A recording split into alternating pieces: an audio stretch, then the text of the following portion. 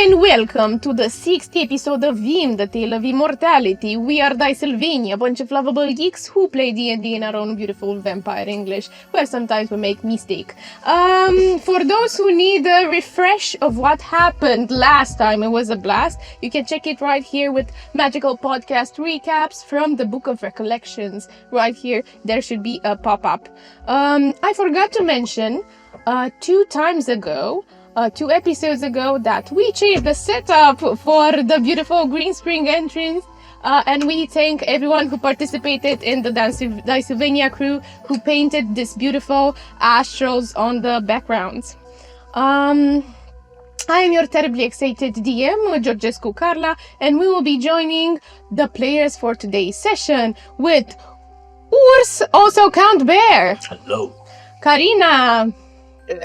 Hello. Rux. And David. Good luck.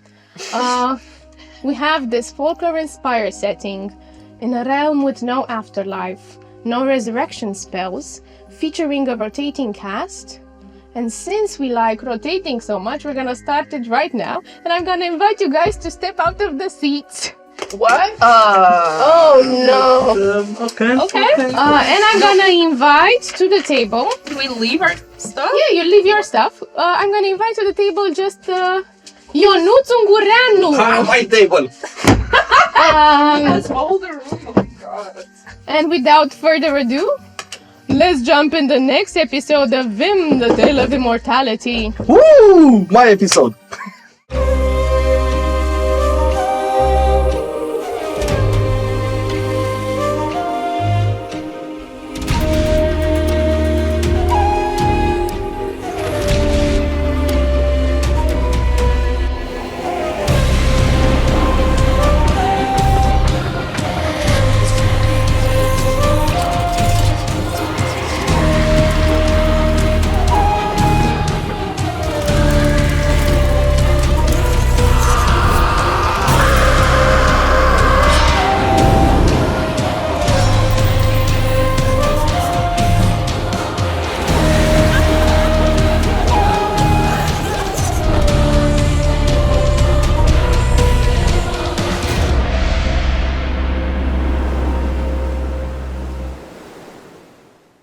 Last, we left off with darkness and a lot of emotion.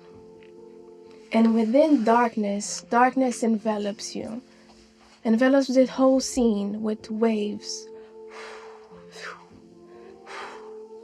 undulating on a black water.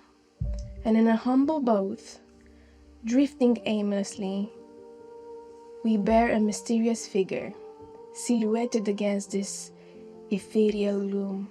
And because it's darkness, Gregory, I would ask you to cover your face and your eyes because something is about to happen.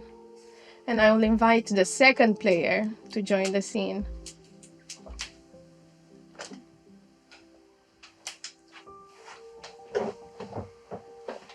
Imagine a black water, 2 boats floating, expecting to meet at the middle, and one is Gregory, moving slowly, and as you open your eyes, you see from the distance a familiar face, the visage of those statues in Green Spring. It's Lucius, but much, much older.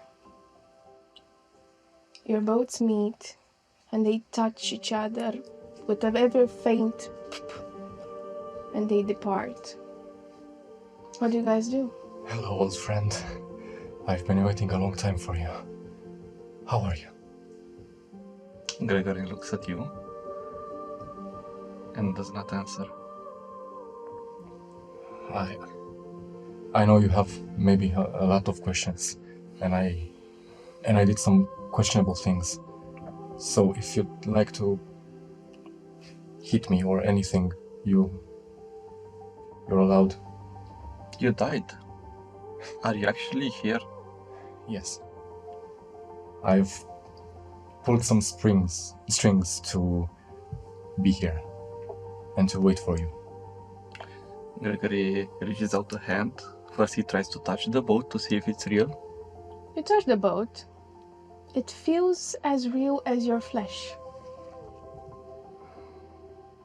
Then he reaches a hand towards Lucius and tries to see if he's actually there. As you go, and you expect to go through Lucius, this doesn't happen. He feels, as you're tugging at his robes, he feels as real as you. What is Lucius wearing? The same clothes, he wears.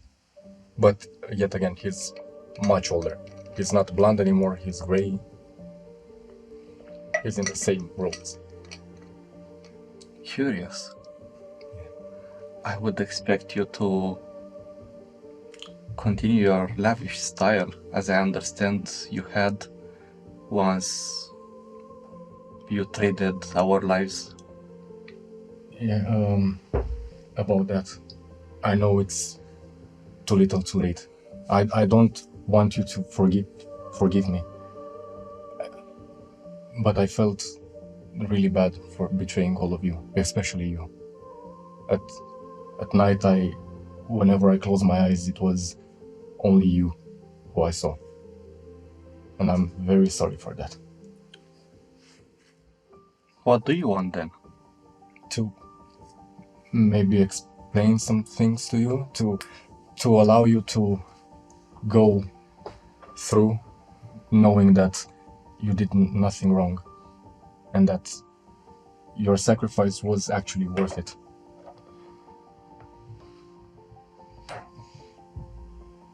So if you have any questions, now I think is the time to ask them.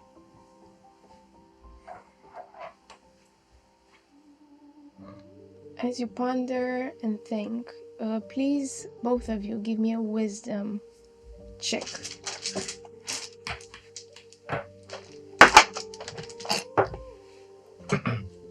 I rolled a natural 20. Natural 1. Okay. 18. You've been here a long time, Lucius. You see nothing. Everything is just background. But you certainly feel something weird. It's sort of like this repetitive movement and the passing, even on you thinking about the questions you want to ask Lucius, pondering about them. And times feel slippery, elusive. You find it hard to discern if the only mere moments have passed and fleeted in the blink of an eye, or they have stretched throughout eternity. It's weird. Not just me, but the others as well. Ever since what you did, all we wanted was to crack your skull open. And then I saw Adam, Hebdom's ancestor. Oh, no, descendant. Hebdom's descendant. And he looked just like Hebdom. That's a bit past my time. I'm not sure who you're talking about. But I trust you if you say he looks exactly the same. And then I thought better of it. I thought that maybe I shouldn't bear such a big grudge on Hebdom. I thought maybe Adam would like to know more about firsthand about his ancestor. And I remembered he was not a bad person. And then,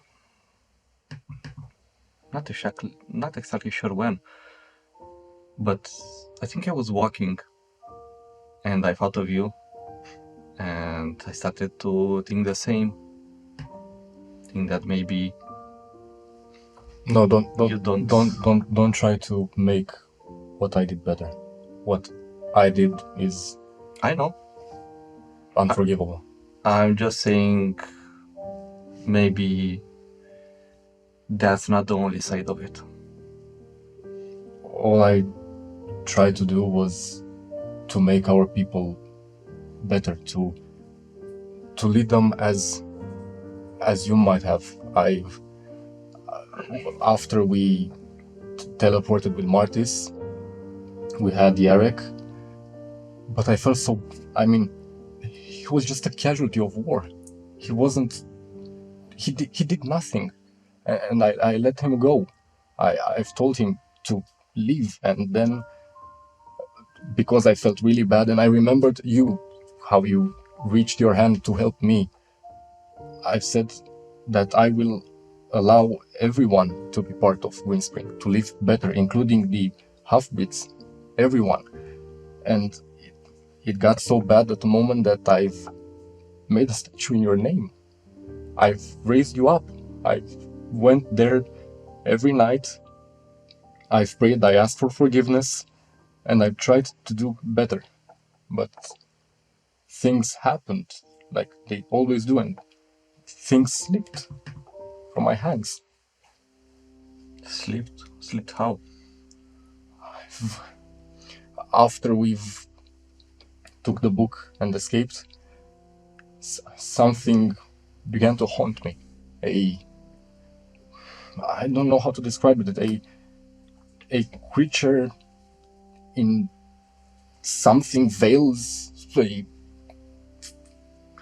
monster, and every day I was tortured by it, and every night I was tortured by you, and the only person that could have taken this pain away was Martis. But at one time he was there, and others he was not. And then as we rose the kingdom up, he threw me away. It was like punishment. It was like me doing exactly the same to you guys. Because you were a means to an end, and apparently I was the same. A means to an end.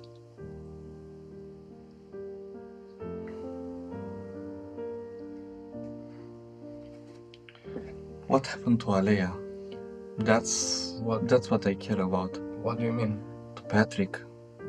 Oh, after we came back and I've told you I felt really bad, I went to them and I tried so hard and always to make them live better.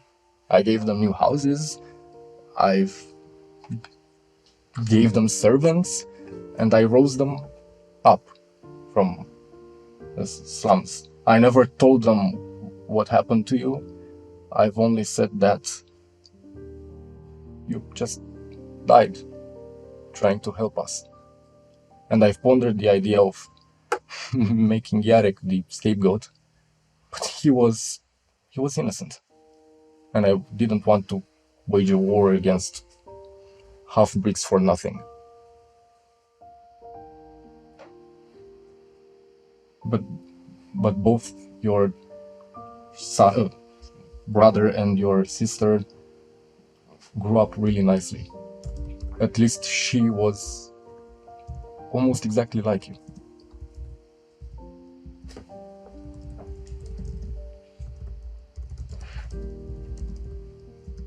So, you said you gave them... You rose them up and like houses? Housing, places in Society. things like that. Giving a society. At least they did not continue to have a squeaky door. Yeah, I've actually went and got some people to repair that. That was the first thing I did. The first.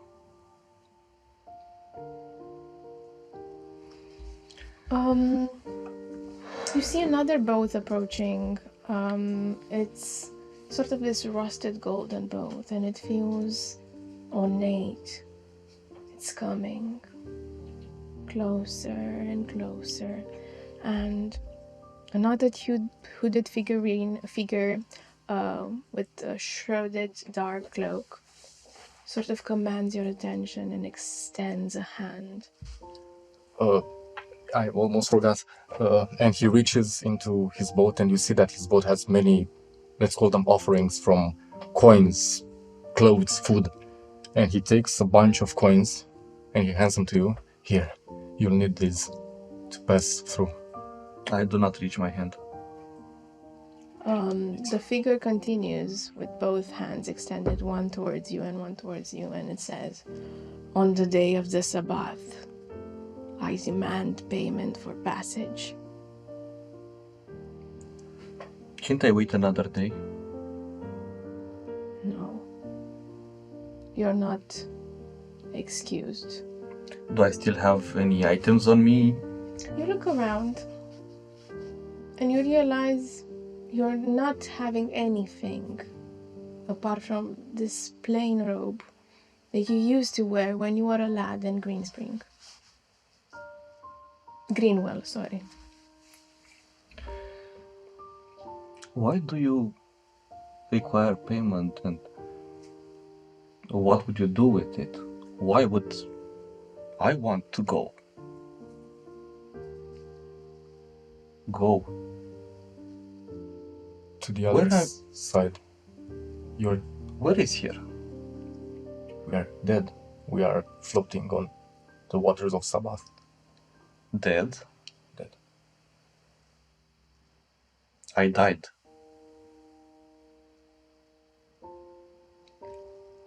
And he On the extends day the of hand. the Sabbath, I demand payment for passage. Says again. Do I remember anything about... Vague information, it's all a blur. You remember your life from the beginning, it sort of rolls backwards. You remember how you were born, your mother, your father, then your siblings coming along, Alea and Patrick, how you struggled, how you put the basis of Greenwell, how then you lost your mother, the people you helped, and it's all coming back little by little. Do I remember everything until the end? Yeah, it's coming. Closer and closer, little by little.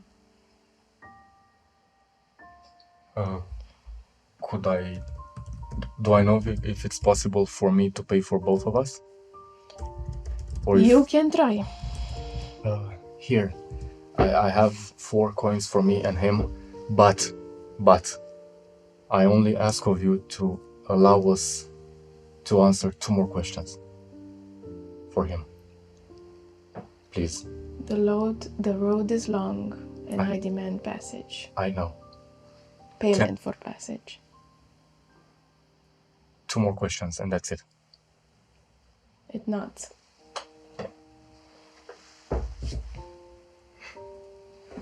Two more. Your boat starts moving slowly, and now that you look around, give me a perception.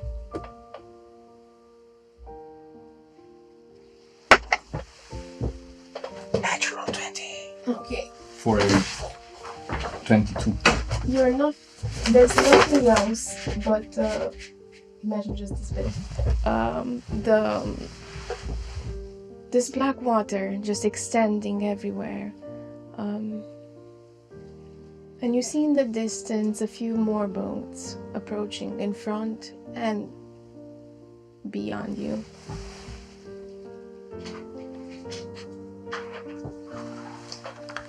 It's an emotional scene, and as soon as you paid the passage, you both appear to be in the same boat.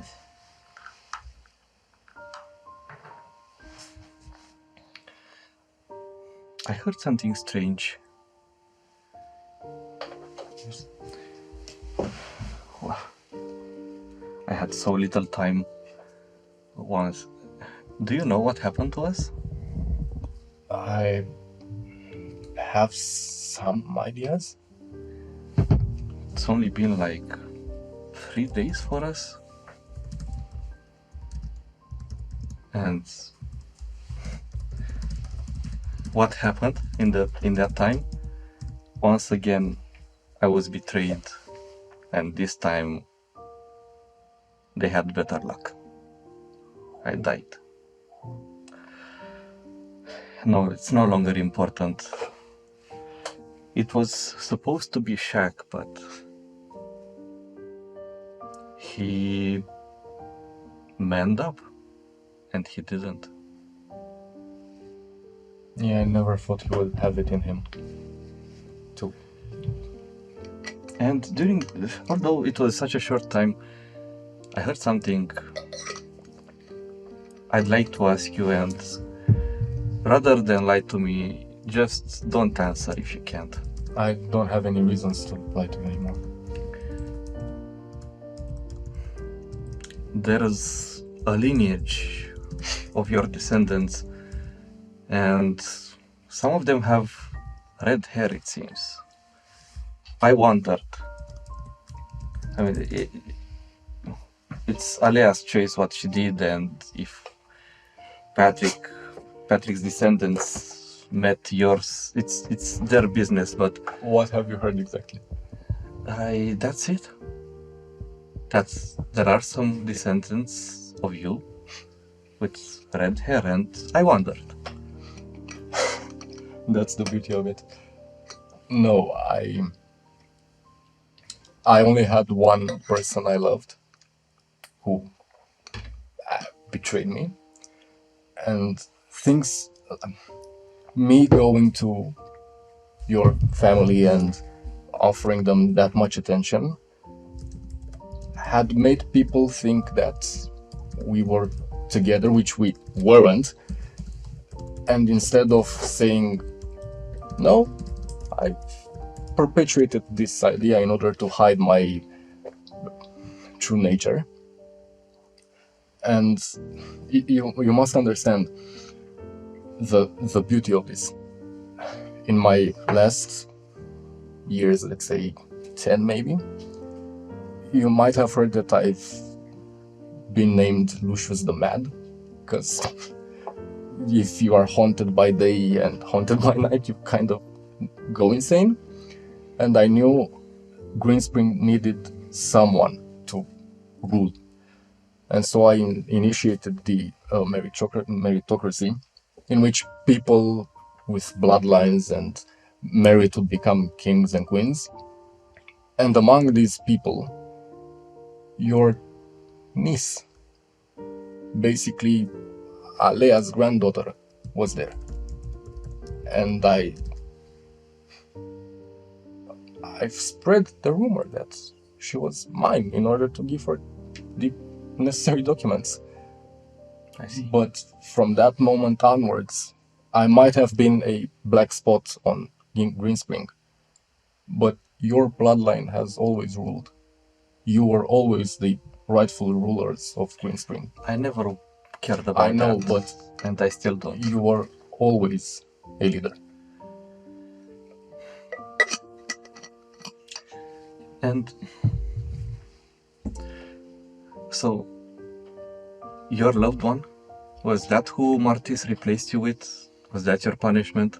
He was my true love, or so I thought, Martis. But I was just a simple toy. And no, I wasn't. I mean, I was at one moment enthralled by him, but he didn't really need to enthrall me to do what I did. But what do you think of Greenspring from what you saw? Definitely an improvement, though. I have to say, if I were to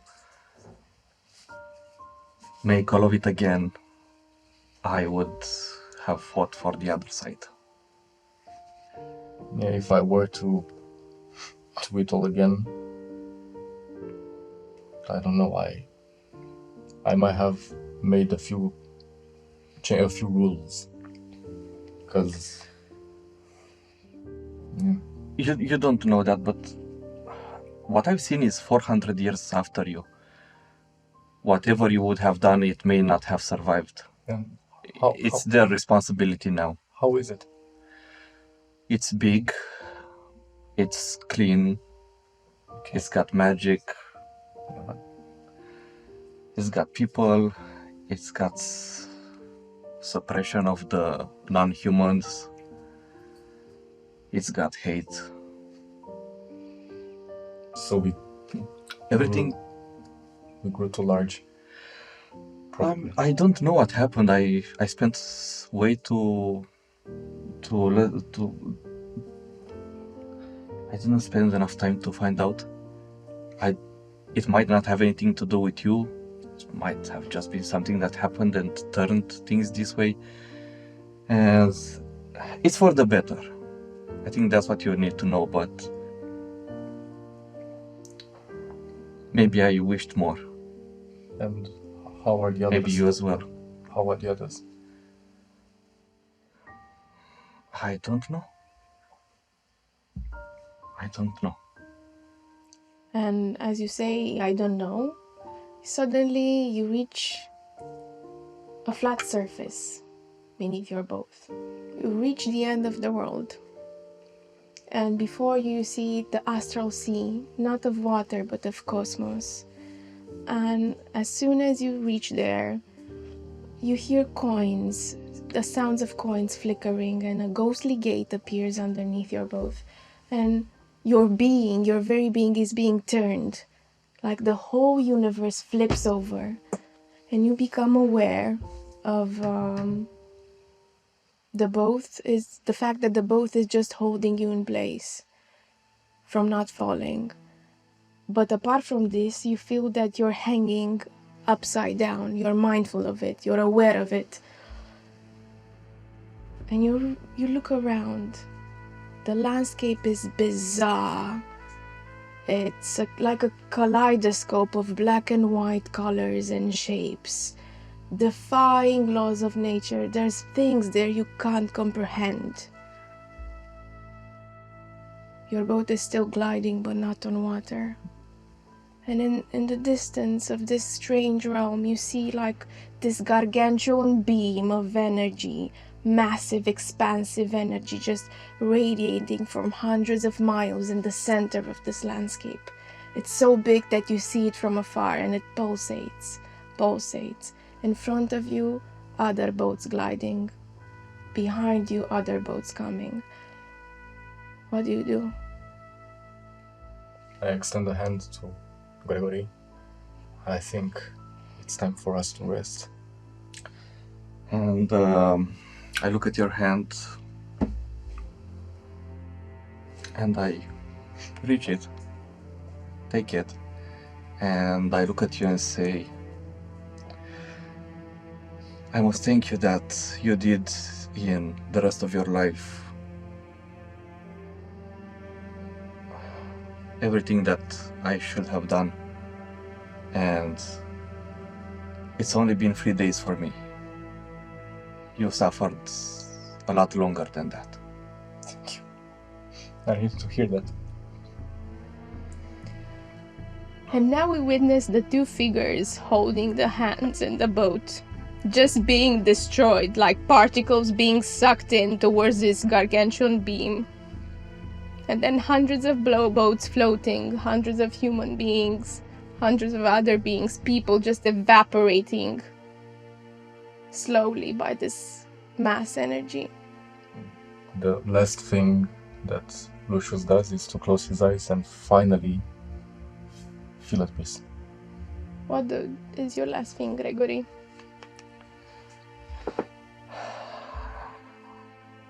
I'm thinking and I'm saying out loud, I must give thanks to my devouring snake for not allowing me to live long enough to stand against what I fight for, like others before me. I'm grateful I don't have the temptation of hope for rebirth, the wall that can stop me contemplating my non-existence, the greatest foe that can stop me from accepting it. And as you hold hands, you're being blasted by this whoosh of energy, and just like that, you cease to exist. And we bid farewell to Lucius and Gregory as they vanish into eternity. Guys, come back. The other cast. Thank you so much. Oh my god, you guys. This was so heavy. Intense, yeah.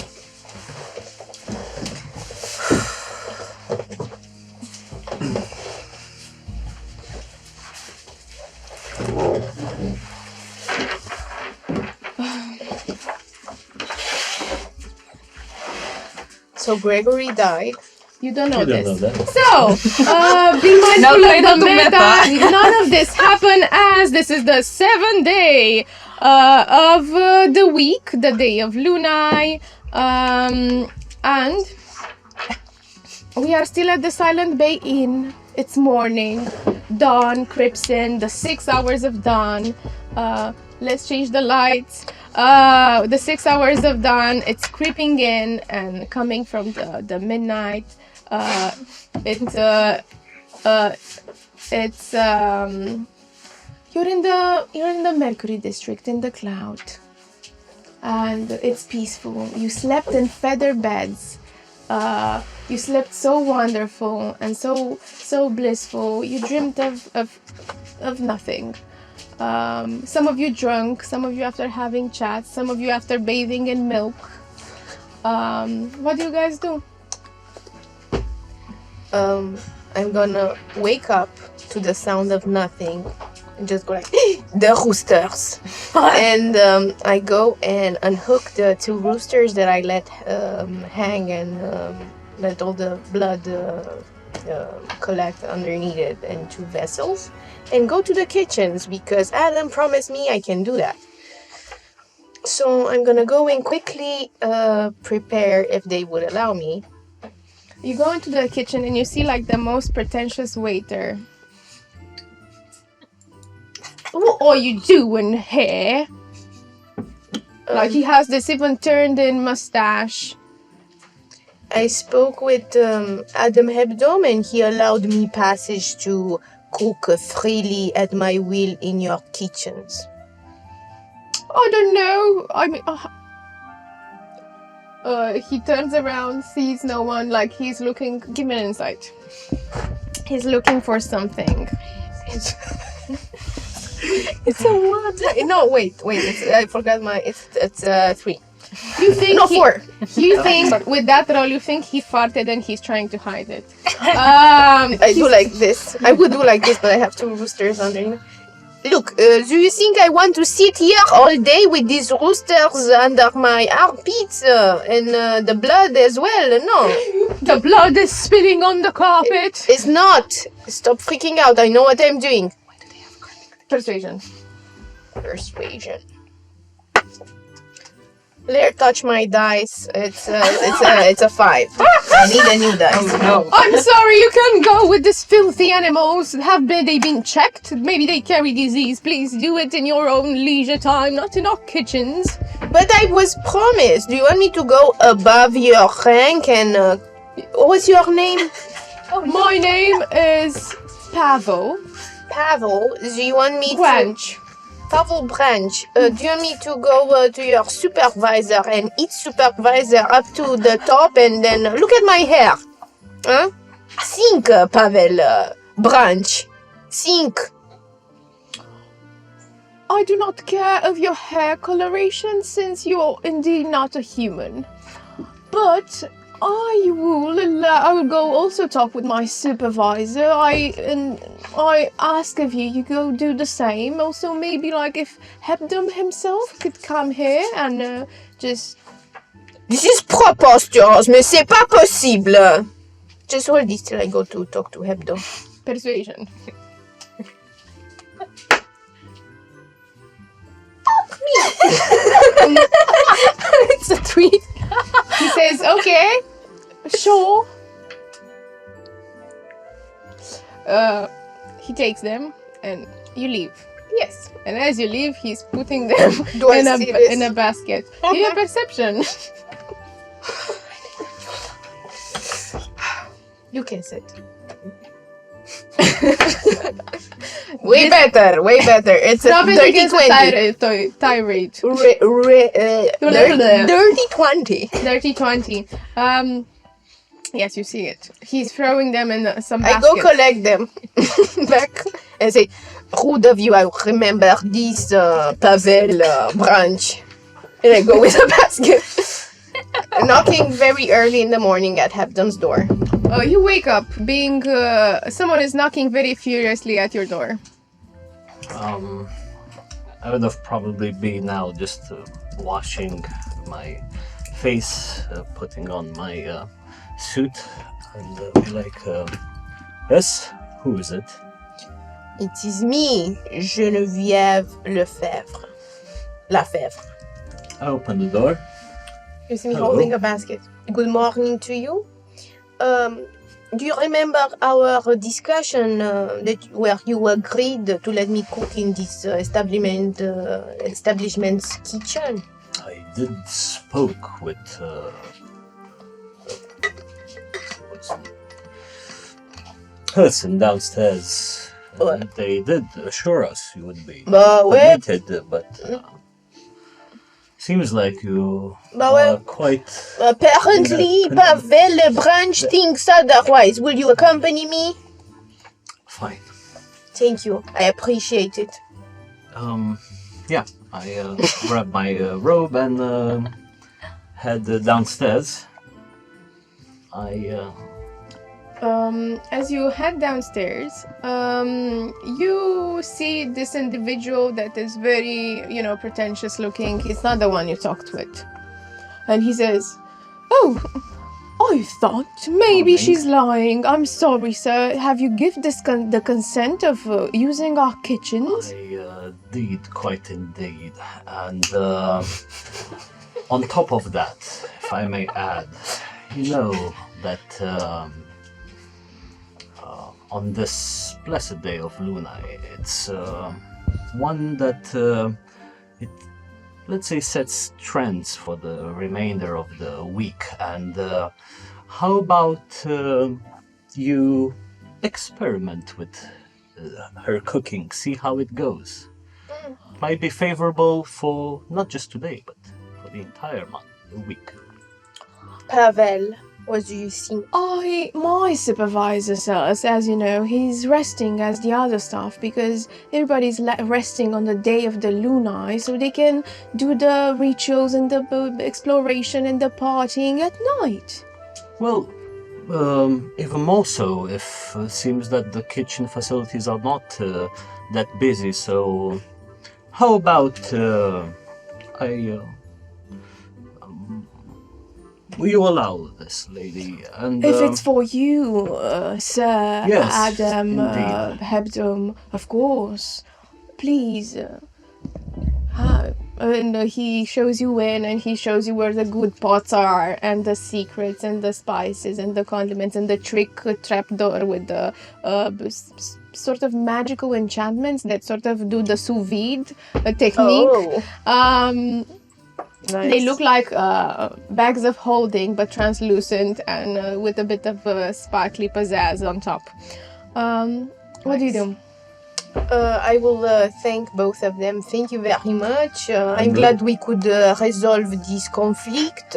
I'm looking forward to your As culinary do skills. As do I. I very much would like for you to taste my cooking.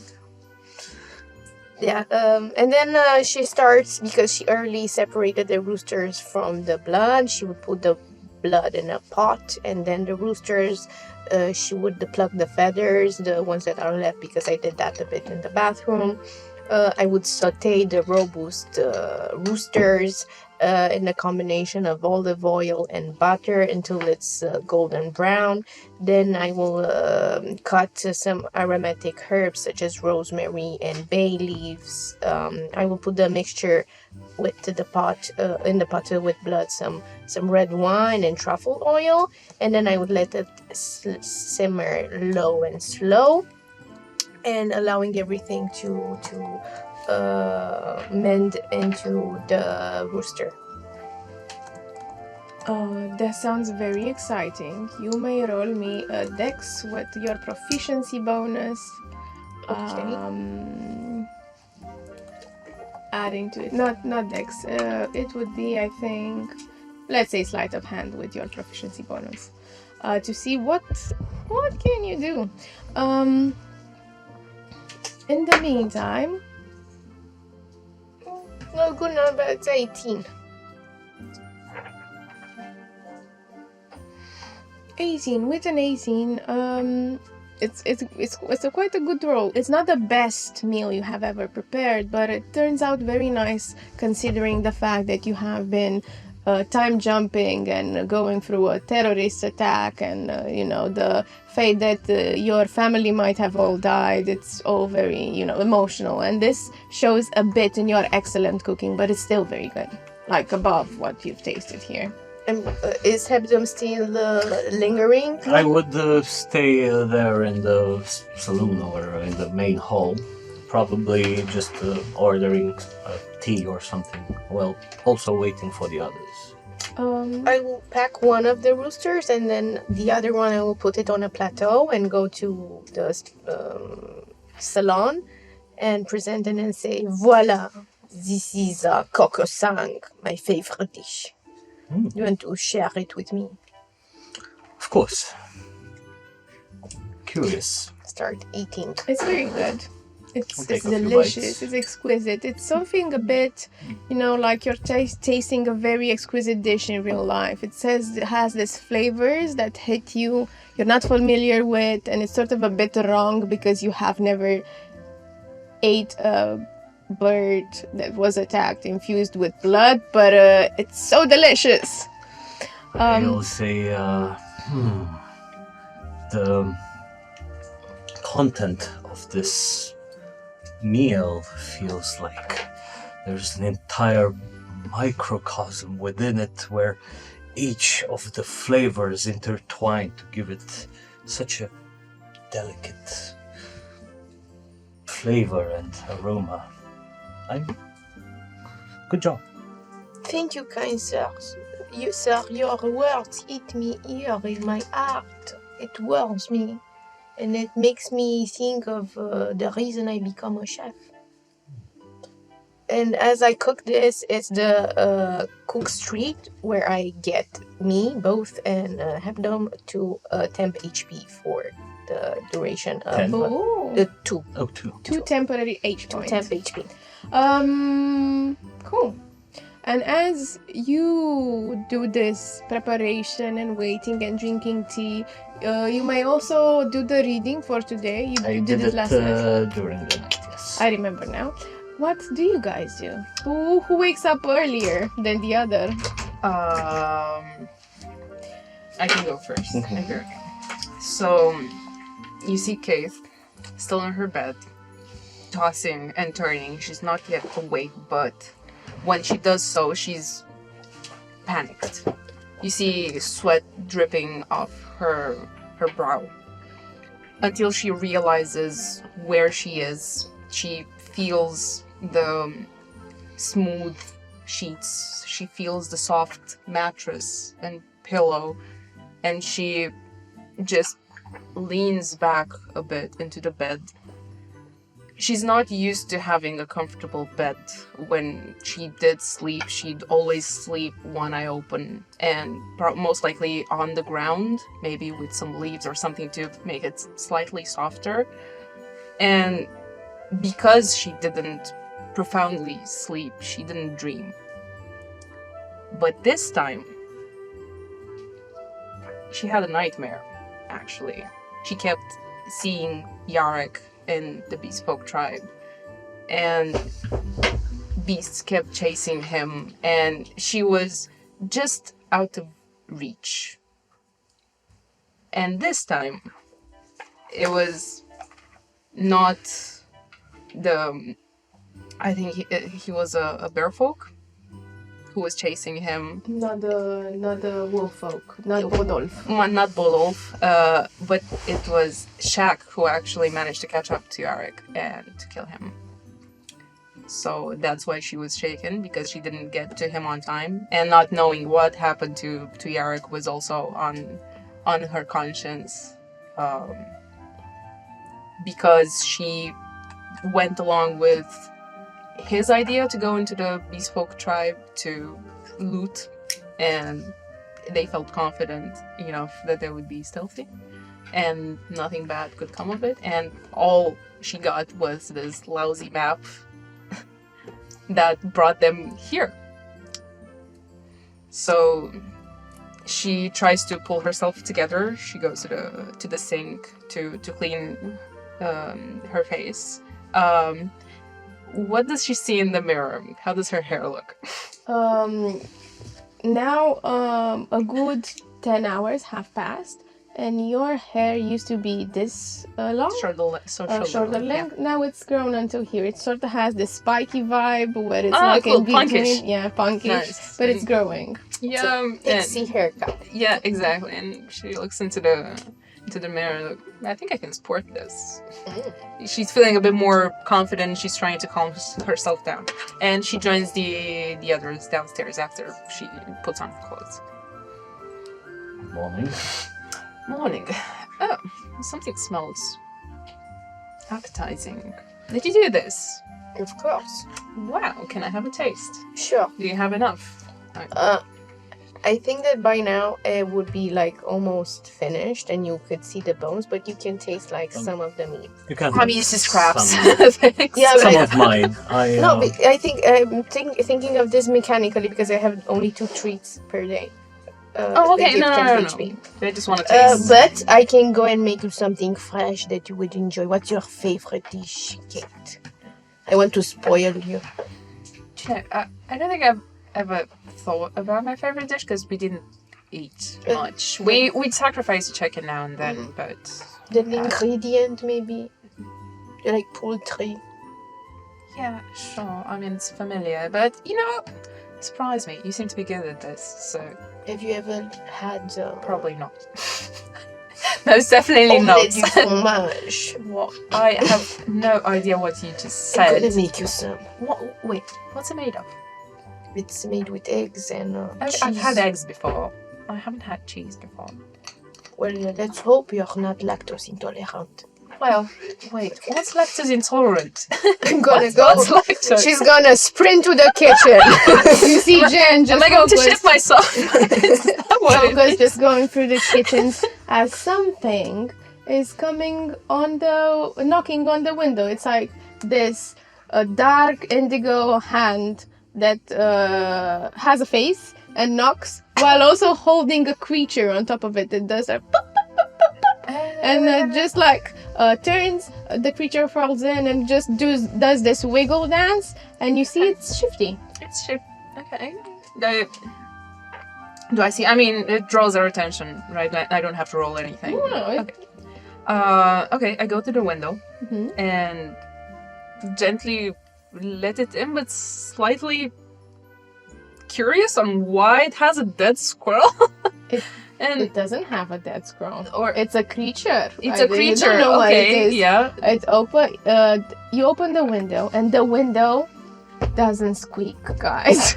Doesn't creak. It opens so elegantly and Smoothly. seamlessly, and it's morning, and the dawn of this cloud district hits your face. It's relaxing. It's radiant. It's humid. Also, your hair gets a bit freezy. The Shifty gets inside, and now you see it carries a squirrel. That vampire English. That is tailless. It doesn't have a tail, and it's like a bit bruised. Yeah, and the Shifty seems like has a happy face and sort of shifts and morphs from one place to another, leaves the scroll on the table, and just does this dance of happiness around your face. This is the first time I've seen Shifty, because before I think it Yeah. was. And I I'm also looking think at so. it and I sort of see that it resembles Sabbath water, right? Yeah, it's sort of the same texture if no. it were like congealed or like plasma texture, but it's the same color, you know? Curious, of this creature. What is it? Yeah, it's actually Gregory's companion, so to say. It kind of stuck to him after we got out of the murdery water that transported us here somehow. I don't know if it was the water or the blob. Interesting. But it's harmless. You see, it brought a... Why? Barely alive squirrel without a tail. Where did Shifty put the squirrel? On the table, near Okay. to the coco sang. I stay and observe sort of its... It's done, the coco sang. It's like Near to bones the and- bones of the coco sang. Can I try to see if the squirrel is still alive? Medicine. I'll stay and observe the creature and take some mental notes. As you observe the creature goes and sort of like it notices you're trying to pay attention to it, and it's just going just ever so not elegantly towards your face, and then just transform into a big like lip and starts kissing you. But as soon as it starts approaching, me making this idea connection that probably somewhat relates about water, I don't want to touch it at all. So as soon as it approaches, I'm like, no, stay away from me. And I get a bit agitated. And It feels rejected, so it puts more pressure and transforms it into like a hand that tries to massage you and squeeze you. No, I will- no, Shifty. No, I will that's not. at Boundaries, that point try to use mage hand to sort of stop it. You just- manifest a mage hand. How does it look? Okay, so basically just nothing out of the ordinary, just a purplish spectral hand that here and there, looking through it, it's semi-translucent sort of, and it has twinkles, sparkles, stars. And it just sort of tries to either grab it or just push it away. But It's trying to push Shifty away, and Shifty morphs as a hand and sort of interlocks. Oh. With the other hand, I'll take that. and it just sits there. It's a 5. I have no idea what I'm doing. Because I'm probably distracted by the fact that Shifty is trying to befriend Adam, and with one hand I'm trying to figure out to poke it to see if it's alive, and with the other I'm just no, Shifty, that's not how we make friends. Hasn't Gregory told you any? Actually, you're in the kitchen. Why are you not with Gregory? Can you understand me? Why does it look like the Sabbath water? Probably because your Sabbath water looked exactly like the blob that came out of the water where the Book of VIM was. Interesting. Yeah. At this point, I even take my. But my he's clothes harmless. and I mean, he even healed Shaq with a part of him. Now that relating. it hears you're talking a bit, it flies towards you, and it starts rubbing around your neck, like hugging in a I'm hug. ticklish. Stop it. It goes in what's this? your bosom. It comes on the other hand. And goes through the in front of the entry where Pax, morning face Pax, is just making an entry inside the saloon. Morning, everyone. Morning. How does Morning, Pax look? He's wearing the street clothes, which are the frilly shirt, all puffy and nice, and boots and tight pants, and just the golden feather, and looks over the room. Is everyone ready for a grand day of catch-up education, as it were? I don't know. Right now we have I think dead squirrel on the table. You look on the table and it's a squirrel without a tail, barely maybe alive. We don't know. Shifty brought it in, and I don't understand why he's just by himself. But When Shifty hears this, it springs from behind a vase of flowers. It spawns in the air and then makes Shaq's face, but in a silly way. Like with this crooked eyes, and then Gregory like almighty with hair. It has the same indigo dark color, but the texture and it's almost like lifelike, and his hair just undulating and the wind it just makes then it transforms into pairs of hands applauds, and then it makes the hand makes this gesture on top of the other hand. And then a tree. So Shaq and Gregory went to find a tree? He transforms again in Gregory and does this. Okay, so Gregory's gonna take down the tree. So morning workout. Okay, so apparently the guys started without us. I guess they know where to find us. I'm not there. You're not there. No, I'm just looking across the table. I have to say, if you're interested, as you said last night, in knowing more about history, Yes. there are many libraries around, though could suggest one that I would say my family has kept closely, the Hebdom Library. Well, I think that might be the most relevant, don't you think? We do need something from, I don't know, 400 years ago? Which, I'm not really interested in recent history. I mean, Give me a I want to work history, up. though. Hebdom Library. Pax is having a hangover while it's looking at the scroll, I think. Scroll. I keep saying scroll. Scroll. Not so much the scroll, but the creature. This is something I've Yeah. never seen anything remotely similar Yes. before, right? Yeah. It's Nothing- crazy. nothing- It's a. Okay. What? I know it. What is it?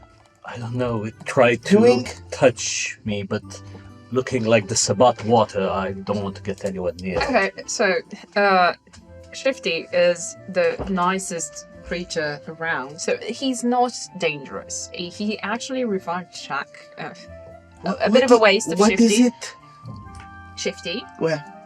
It's Gregory's companion. No. He- What is it? I don't know, kind of just spawned from the aggressive blob that attacked us after the Book of VIM was stolen. But he's not aggressive. Are you thinking? And- The I'm- what got what from where and what? Okay, so remember when we were in the Tomb of Time, and I know you were in a we were time okay. place. Yes, and after we unlocked the Book of Vim, and Marty showed up, Mercury showed up, and then they just vanished, poof, leaving us behind. There was something coming out of the water The Book that of Vim attacked us. is. You actually know what the Book of Vim is. It is. Okay. Yeah. What I know it's it to be. it's the book where you keep to this day learning magic from. It's a nice piece of lore for you guys. It's in charge of the book is the Order of the Hebdomads, which is mostly people who are interested in learning magic, the high archmages and Hebdom's descendants mostly throughout history. And you keep learning spells because this is not a fully rich, fully high magical achievement settlement. It's you still have reaches full potential. yeah. It's more like you reach around, if we are to put a number, around 4th level spells or something. And please remind me, where is it located? I know it's in the Regal. Palace. The royal domain. Yeah, where was it? What? The Book of Vim? Yeah, It's in the Green Chapel. Green Chapel. Bon, and this blob came from a blob or okay? I think so, because you see that angry blob that came out of the murdery water you call Sabbat water attacked Gregory and actually engulfed Gregory at some point, and I think Shifty was what remained after we pulled him out. But Shifty's nice. He never tried to attack us, so... Why did the big creature? Why did it attack you initially? Because we tried to cut the knots to take the book, and Guarded the book. I think it guarded the book, and the more we failed, the more the water level rose, and It's taking of shapes. You seem to treat it as though it's communicating to you. it is. Didn't you see him making Shaq's face and then Gregory's face? So you seem to and- be suggesting it has full sentient understanding. I have no idea. It turns into a tongue and just.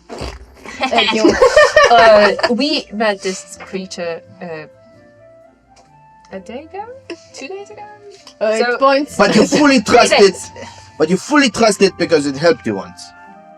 It's helped us a couple of times. It helped you a couple of times. It makes sense that this death water creature is fully trusted after helping you a couple Well, of times. you're My also thoughts exactly. you're also trusting us after meeting us. I don't know, No, one I'm day. not. He Well- taps his. Okay, Papers. you're trying to trust us, and until proven guilty, we're gonna trust it. And look, it even brought a scroll for us to save. If it so is sentient, it would technically require its own papers. Not that anyone will ask, but probably not. And it has a pretty good way of camouflaging itself, so I can take it under my armor if that's no. She Not- hides in the bosom again. No! Mon ami down there, we all like it, but No, I bet you do. But do you understand? Do you wish to be with these people? Are you happy and content? Oh, It comes out of again the sleeve. Oh, you gotta stop and doing it that. wraps around your neck. It's sort of a bow tie. Hey, look, we need to dashing. discuss if you're going to be in Greenspring the notion of consent, mon ami. He's very touching. We ask for permission before touching someone, where, and if we lack language, where we touch a little bit, see if they are okay, and only then touch more. It comes in the from the shape of the bow tie. It makes like a finger and goes to your nose and does boop. I think it's a learning. I see it as Do you a like child. So it does have a mind of its own. It has a lot of energy. And It reverts with the amorphous blob with the shape, with the face that Gregory drew like marvelously because he drew a natural 20 on that. Yep. So it has a very cute shape that resembles Morpheus from Treasure Island, and it sort of like shakes its head.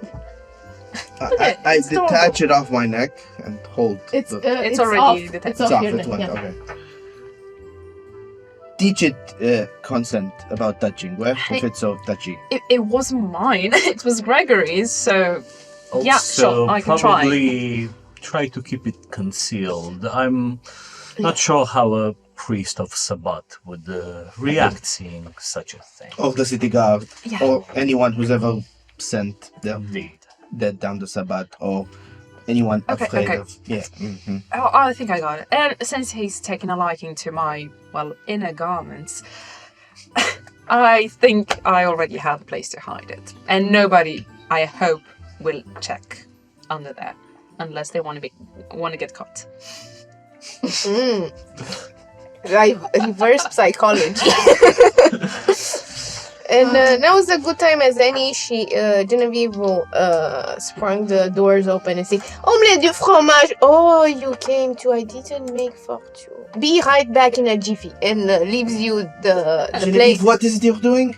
breakfast. Do you want some? There's staff to do breakfast, Genevieve. No, It's her nobody is passion. there, and it's my passion. It's my job. There's definitely kitchen staff. No, it's not. Everyone is resting because it's Luna's day.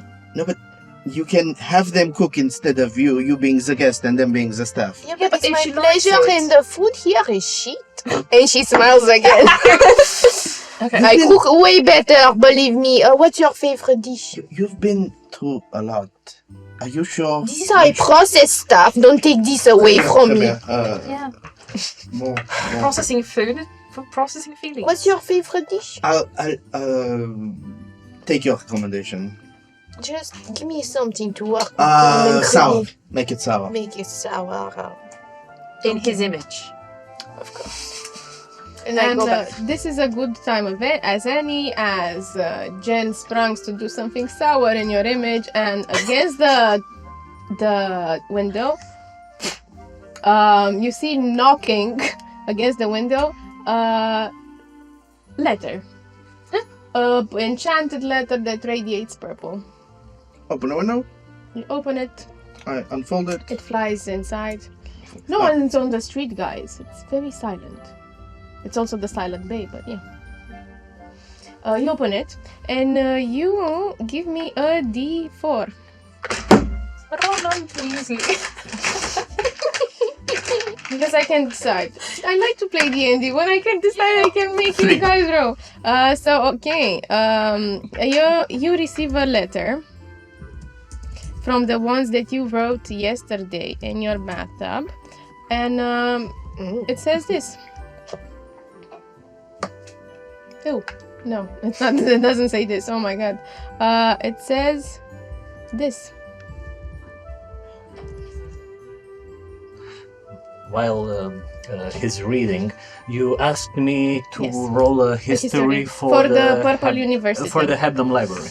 Because I suggested for the Hebdom Library. You suggested Kate. And yeah, I rolled a 10. Okay, you suggested Kate to go to the Hebdom Library to Study history. to study history because this is where you studied it. But then you haven't read this. This comes to your mind. You haven't read about just human history, but you haven't read about beast folk or integration or stuff like this. Just the things that matter and build this great city of Greenspring. Well, yeah, I was hoping to take Kate, I mean, yeah, to a place where probably there would be history regarding, what do you call Green Spring. Yeah, you said there aren't any about the nearby or beast folks or nearby tribes, but I'm guessing, if I remember correctly, that's what you wanted to find out more about how Greenspring came to be, or just No. general history? I really don't care about that. What I do care is finding out what happened to my people and my Okay. best friend. In this case, yeah, I'll recommend another place that, Which is? well, Give me another history. Oh no. okay, this is Roll better. That's a 23. It's obviously you have a day in the week dedicated to, the funeral rites, to sending the people that have died this week to their, final place, and recording their memories and histories. And it's within the history library in Sabat. Well, in this case, if you're actually looking for some other raven folk, then hopefully we will find some records in the Sabbath library where... Qu'est-ce que c'est the Raven folk? So that traitor Lucius kidnapped my best friend, who was half Ravenfolk.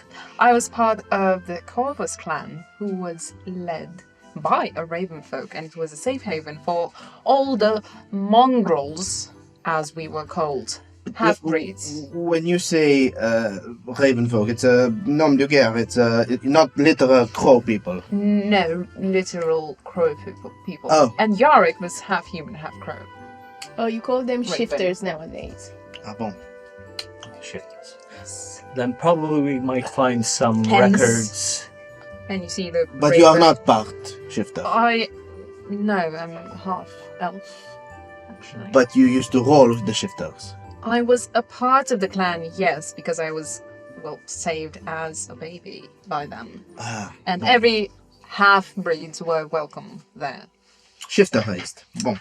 Shifter? What's a shifter?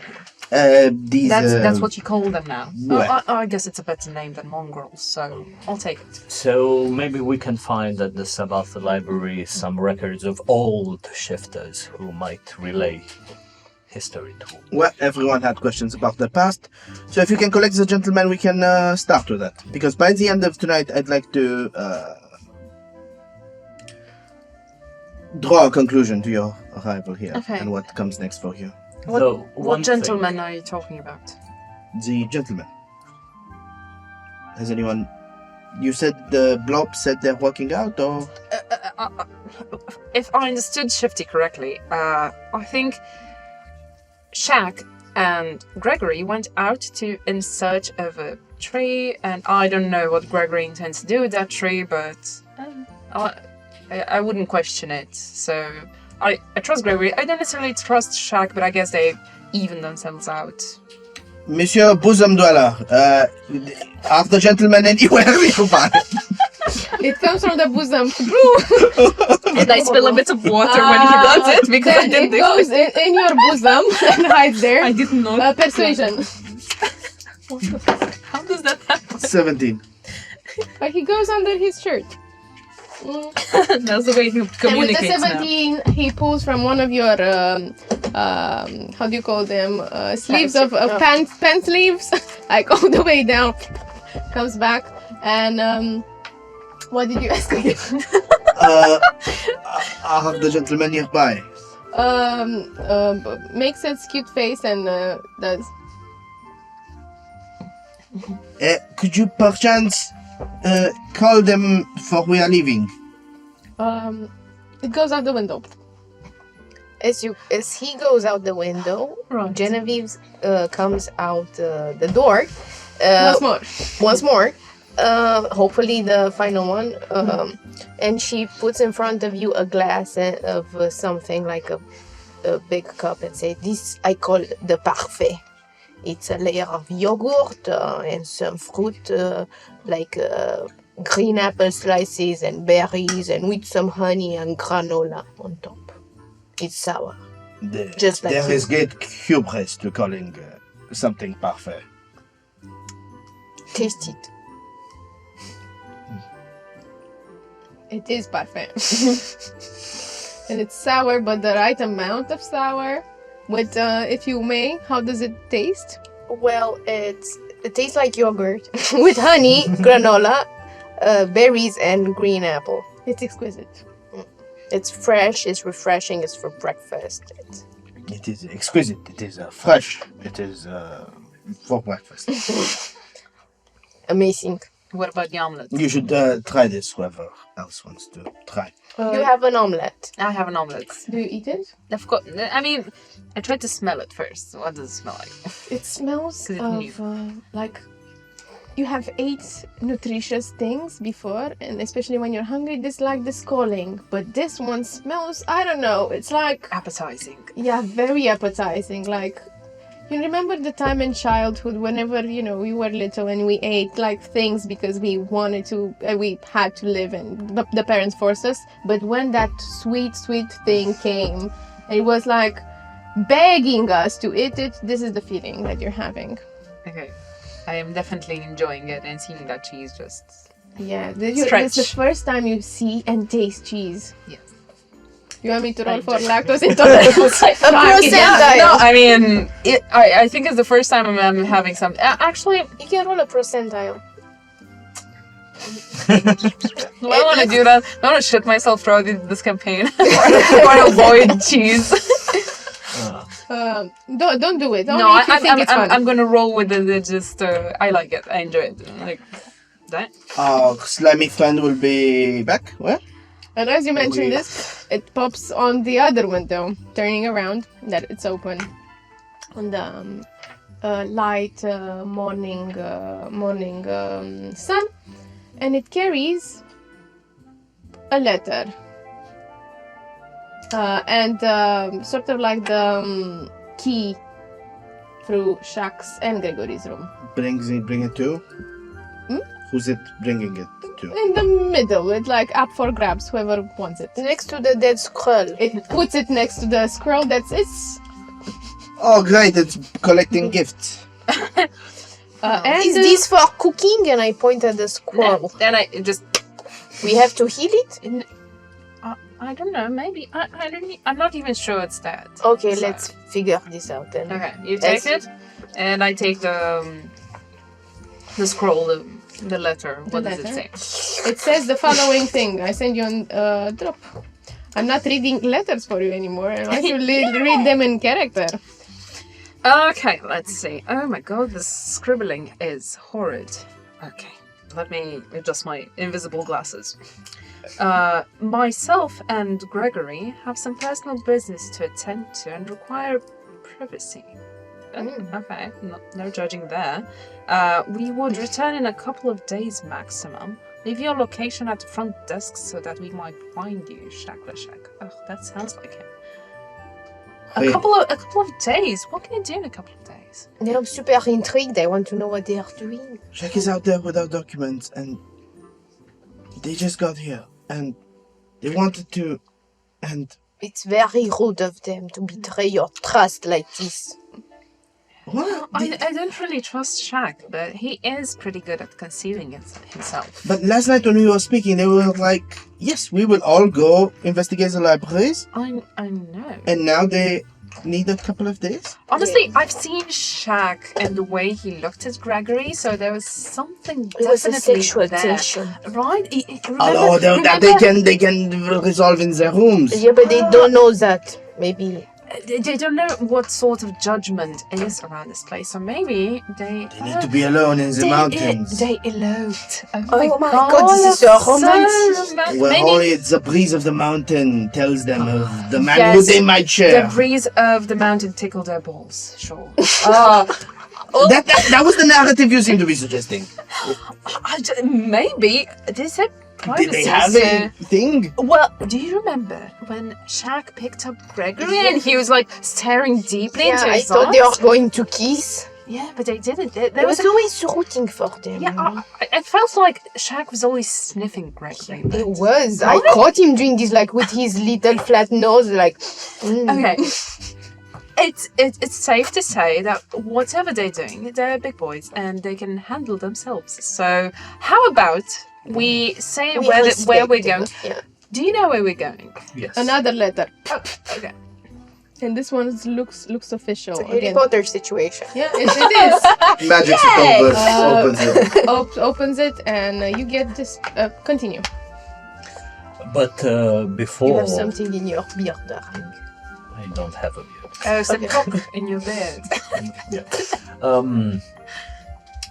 But before the library, we should stop by the marketplace. It's on our way, either way. We don't need to detour, as I have to meet with a certain individual. We also have what's this to individual's meet name? with Do we Bob. know him? Oh. Remember Bob, le bricoleur? I forgot. Oh my god. Oh, forgot so about you Bob. know Bob? You know Of course we know Bob. Can you introduce us to Bob? Would I know Bob that well? I mean, It's Bob. it's Bob. Everybody knows Bob. Okay. So, I have to purchase something of him. that's intriguing. We have to purchase something too, but it's free. So I hope we're not getting into a bidding war. Me too. Okay, let's meet this Bob. He sounds like a fun character. It's on the way. Shouldn't Sure. detour too much. Maybe. Monsieur Pax, is that okay with you? The plan, ça va? Library first? Bob, No, Bob It's on the first. way. Bob. Well, yes, we can drop by. Shouldn't take much to Bon. do this transaction. He knows Bob actually. Yeah, Well- so this will make it easier for Yeah. us. Let's hope no terrorists there. Huh? Come on. Right. So what do you do?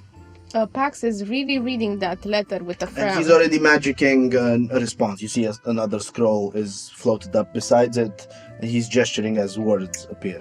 Okay, so who's going to travel this time? What's that all about? I want to not burden you with this until you have your resolutions, find out what you need about the past, so you are in a good place to decide things for your future. Okay, we're screwed. But once all that is done tonight, I will explain. All right. D'accord. Oh, I'm so curious. Me too. I'm such a nosy Rosie. It is to do with the attack. Okay, we had nothing to do with it. We're fine. We're fine. Okay. So fine. Okay. It's away, Wow. Monsieur Adam. Just go ahead to the marketplace around where I would know Bob is. So you enter the go from the Silent Bay area, traverse the other side of the river, because the river of let me see, what was it? The river of the river the river that you guys know, and is the Woodfair River, is the one that passed your houses.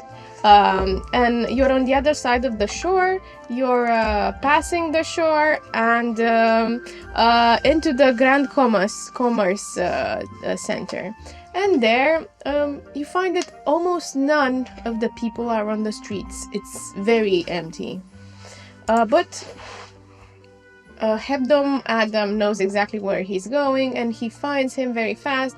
It's sort of this small shop that just says Bob's. It's easy to miss because it's rather brown and, dusty.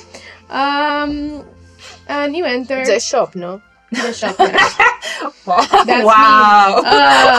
me. That's me. Me. Bob is actually it's an old guy. You see him has sort of this bald spot, and you open it. He's very sturdy, and you open the shop, and you see a ton of magical scrolls and books, and like a poster with best prices. Indeed, he does have quite the best prices. Do you mind if we go first? Yeah, it's more of us than there is of you. Alright, take the lead. We would like to buy something for our friend Monkey. Hi. He says. He starts stuttering. Hi. Monkey. Right. He goes under the. This is gonna take a while. Under the Counter. counter, and he comes up with a sheathed sword with intricate skull-like designs and some paintings through and there with dark indigo, but the rest is silver. And he says, "It's monkey." Monkey. And he takes a note, scribbles it, puts it there. Right. Oh, thank you. Shh. I do this. Can Pax tell what's illegal about this? It's a bookshop with scrolls, and he just pulled a sword.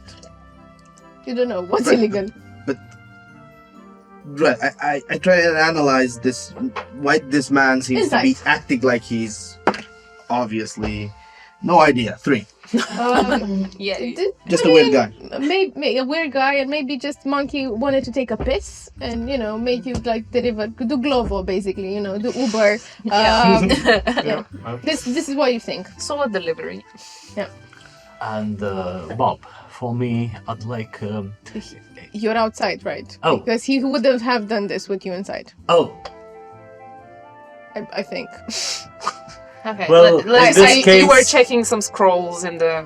And yeah. That's pretty swift. Probably, if this is the case, then probably I'll let them do, and I would just be busy I looking guess around. light of But hand if you need it. once they're done, I would go.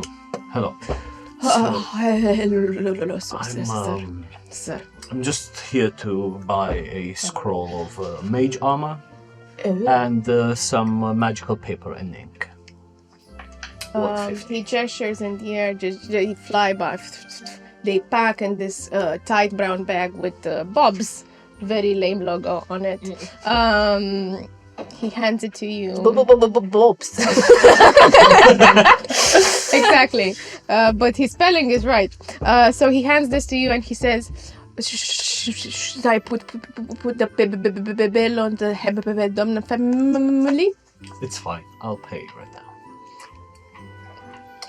You pay him the exact amount. Yep.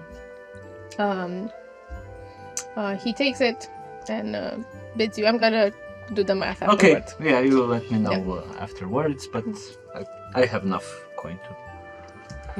I'm curious. What's magic paper? Well, What are scrolls? each of those students of magic carry with them their personal tome, their spell book. But in order to draw magic from it and for the arcane symbols inscribed on it to take shape, it needs to be written on magical paper. And thus, I'm looking to up my repertoire of. What is so magical about the paper? The magic has many ways to find its way into the world, and practicants like Adam, like a more accurate form of control of the magic that isn't dependent on anyone else but their own interfacing with it. And this scroll, it allows permeation of magic through it. Thank you for the explanation, Pax. I'm bamboozled, but... So where next? We're discussing To it the under library. Yeah, the on the- Sabat History Library. Yep. Okay. Yeah. You got the spells, you got the sword, and you're going to the Sabbat library. Through where? Unless you need to drop off the sword is on the way. Where do you need to drop off the sword? Not my question. At Monkeys, the gentle gents, The graceful gents. the and- graceful gents. It's the name of their sort of guild, but where's the place? The Nomad Nook. I'm gonna help you. The Nomad Nook. I forgot to write it It was down. in the Travis district. Oh, yeah. Okay, so you go there, you cross districts backwards, and you go to the place. Pax shows you the way. Hebdom sort of knows the street. It's past Lover Street, and you see sort of a tour guide on the way that has the people. They look foreign. All of them, look rather poor or in vacation.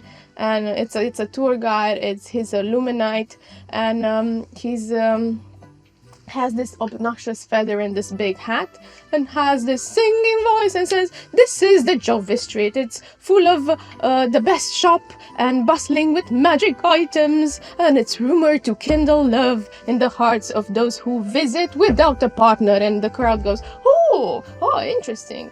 Are you without a partner? Oh, I'm not." And stuff like this, and a romance sort of kindles. The tour guide smiles, and they pass by. And you walk more and reach the location you met Monkey last time, between two romantic sort of Jovician buildings, but the Nomad Nook is no more there. There's no more? No. What is between the two buildings? Nothing. It's a garden. He's pack size, magic's up, paper, nook, where today, have your thing, packs, origamis it, sends it flying for monkey. It flies. What do you origami it into? It's bird of prey. A bird of prey who just flies by. What now? So, do you mean to say that a whole building just pops up and leaves? How does that happen? How does the death fluid of the guardians of the Book of VIM leave you a little offspring to live in your bosom? Fair point. It comes from the bosom. Sort of smiles Shut and up. goes back. Just stay put. Thanks. Shall we continue then? We were discussing while we were walking because we can do two things at What is it to you that they were the first people who ever touched the Book of VIM? Mhm. Have you ever gotten to touch the Book of VIM yourself? Not yet. I'm They have. still in process of being initiated in the order properly. Yeah, they got to have all the frisky business with it. We? Yeah, Did you not? because, So because the- we untied it. We but untied it? That's it. That's we didn't. It was read stolen it. like 10 minutes afterwards. Yeah, not this. even. Yeah, well, like Nobody of you got to open it. I think Lucius opened No, it. No, Ebdom. Ebdom opened Right. it. The one that looked like you. And who stole it? I mean, Lucius. Stole it from Hebdom. Is this how we recorded history? Anything No. like this? Lucius and has history for you guys has it like Lucius and Hebdom came to the old town that no one remembers, like heroes with the Hebdomads in their back and riding book horses. It was glorious, and the book was held Who's was in charge of the book? held initially by Lucius and then deciphered by Hebdom. This is how history has it. The crown and the church working together like friends. yes. Only Glorious. history is written by those who conquered. So Lucius stole the book. And gave it to Hebdom because probably Lucius couldn't read anyway. Yeah, So he would just eat it like tree bark. that's not nourishing for the brain. Well, how? But Lucius and Hebdom collaborated. Well, In a way, Wait, I have the feeling that Lucius didn't convince Hebdom to join him, but Hebdom would have followed the book probably anyway. so Lucius stole the book, and Hebdom was in love with the book, so he went with Lucius. when you say stole the book, who stole from who? Lucius stole from us, from the party. Was like The party. We never talked about this. Yeah. We never She just agreed to anything. We didn't know what we were looking for actually. Yeah. Donc, let me ask you this: why was the book yours? because we We all found looted it. so It was our. Then Lucius looted it from you, so that D'accord. makes it legitimately his. So if you Is it- steal something and I steal it from you, Yeah. it's mine. we And never discussed how I we see. were gonna So- split it, but It's still stealing, you know. How did you get to the book to steal it? well, I had. Do I still have the map? You check. Okay. You check and you find the map. Okay. It looks like a blank piece of parchment. Okay. We had this. Is there any The item of Mercurius still writing on it. Okay, so I had this that turned into a map. You see, it's the item of Mercurius. I think we actually got As soon as I see that, so what my ancestor said was actually true about what? about the Tell us. story. What story? No, like I love a good story. Come on, man. Yeah, we have plenty of time until we get there, right? I don't even know shouldn't where discuss we're this at this point. It's just Oh, just a tease you are. It is part of a secret hebdomatic history. Well, we'll talk. come on. This, but I'm just literally saying, the one holding it, so you might as well spill the I'm just beans. surprised. That's just seeing rude, you that, know, because probably it's a history about us. It's a story with us in it. Ooh, So relics, come on. at least you can Spill tell it. us the gossip about us. Have well, the decency. to me, still sounds like just rumors that. What is the mythology Greenspringians know of where Lucius and Hebdom got the book? They were guided by the Astros to get the book to the end of the world. It's sort of like vague and poetic, and they come back with magic and new gods. Adam, these are literal eyewitnesses to the events. There's no need to speculate or guess. They were there. Indeed, though Voila, look at I it. still haven't had enough time to process all of process this. it. I'm still in shock. Well, You thank think they you, might be darling. imposters? How? Me and Gregory were the only ones that can actually read this. I thought And- so, but as time grows, I'm more and more curious. And we also recognized you. Like, why would we have so much There are disdain many for people a who person? recognize me, and well, Yes, another Clearly, one. but we called you Hebdom, not Adam. Mm. Fair point. Another origami, but this looks like a peacock, just bouncing in the air. unwrap. You unfold it, and it says, District number 1, monkey. Which is district? I don't know, you tell me, which is district number 1? It'll be a few minutes of me bringing the data up to identify it, but I'm sure Prax knows. District number 1 is, starting with day number 1, which is Martis.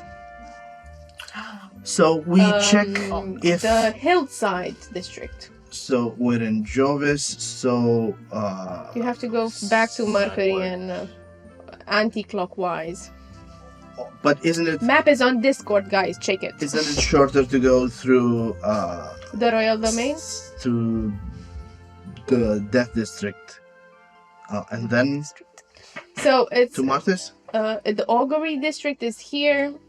Jovis is here. Mercury is here. Martis is here. We're gonna put the map here, guys, so you can also check it. We can do Monkey first and the Bibliothèque second, or vice versa. Both work. He's in the Martis district, the Nook, today.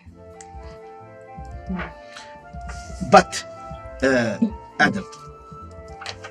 Yes. We're also gonna put the map too for you guys to see it. I had no doubt that you had...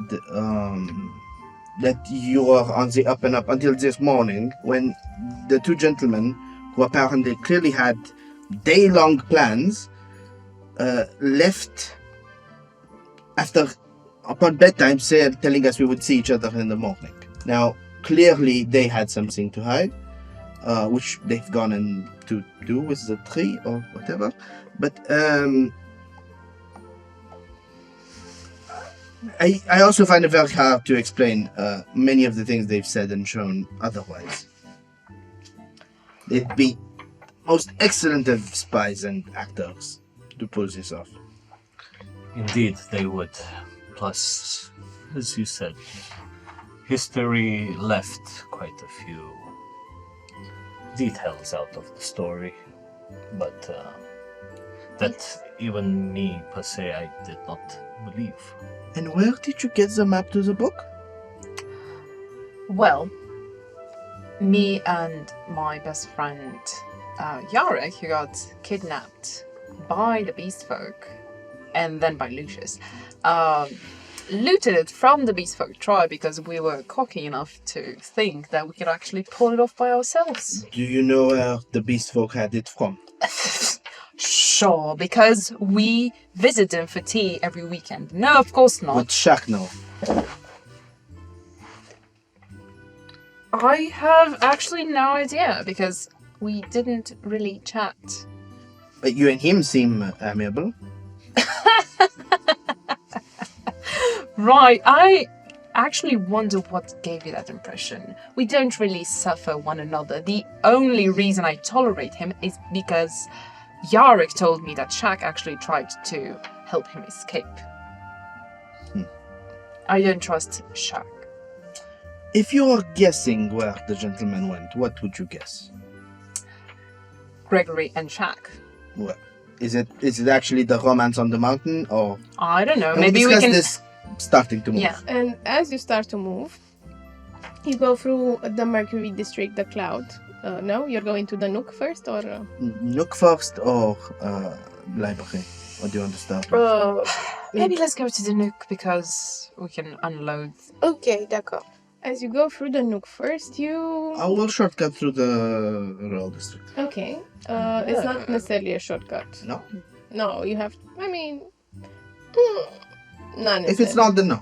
No, If it's so not a shortcut, you then- pass through Mercury again, you see it, the steam hits you, it's sort of like the weather changes when you reach this district, and through the new roads that Pax is showing you and cutting streets, you see in a sort of small plaza, a Green Spring protest unfolds on the streets, like humans rallying against diurnals and Lumeno, and they carry banners and chant and sort of like boo against flame terrorism, no more flame, no more Lumenites, kick them out, you hear someone. And then you see like a couple of feet and towards the left, they're sort of harassing some diurnals and sort of like pulling their hair and clothes and kicking them.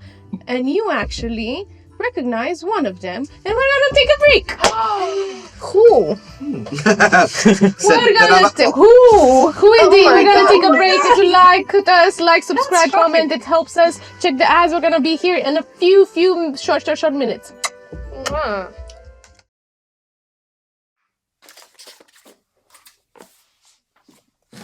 Karina! There's someone there? Down here, on your desk. Genevieve? I need to parler with you. The only plausible explanation is that I've stumbled into a realm where miniatures and their owners coexist. It is not the only logical explanation. For example, you could be hallucinating after being hit on the head by, say, a baguette. Was I hit in the head by a baguette? Don't be silly, no. Now, on the quest at hand, the cleaning. Wait. What? Did you get painted just now? Mais non, I don't know what you're talking about. I was always like this. A few seconds ago you had no color, and I'm sure you had none of this beautiful highlights. But no, that is just part of my charm. Inside check.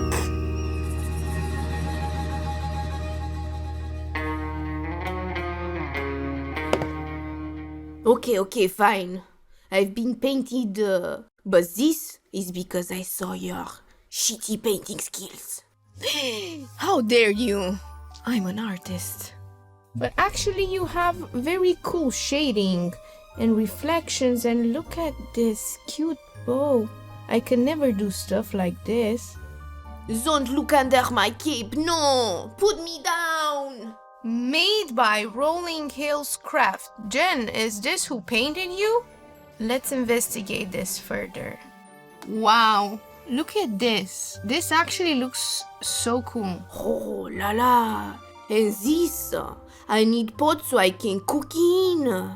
Has very nice details. Quickly, add it to the cart.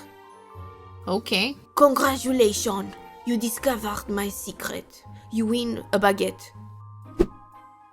Wow. Now quickly, hit yourself in the head so you forget all we talked about.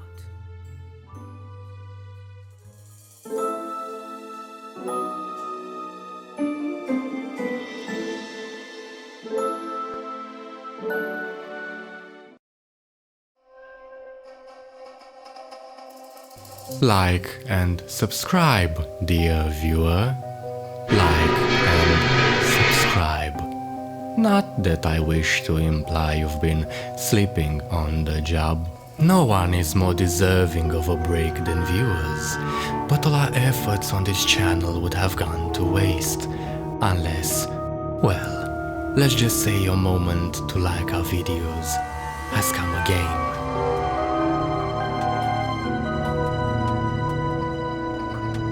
The right viewer in the right place can make all the difference in the world.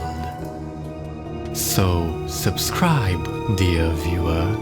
Subscribe and grow this channel.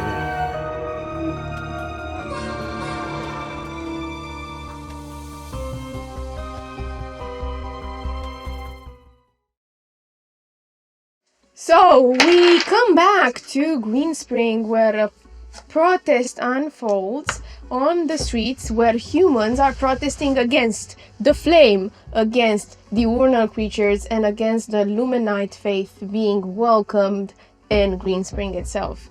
And they carry banners and they start yelling, "Banish the diurnals, embrace the humans, kill the light, kill the light, luminous false glow, we shone it in false light." And on the side you see someone attacking a known person. You see her blonde, long hair, curly, with a beautiful visage that's sort of fuzzy. You see Persephone, Pax, being sort of assaulted by these hooligans who pull her hair to try to push her. She even takes like sort of like a fist and in the face. She's bleeding from her lip. Before any more of this, like the second he sees somebody getting hit, before he registers as Persephone, he will in the following seconds, but before he registers it's Persephone, he flourishes the feather with his left hand, and the house green heralded shield appears, and he instantly calls out,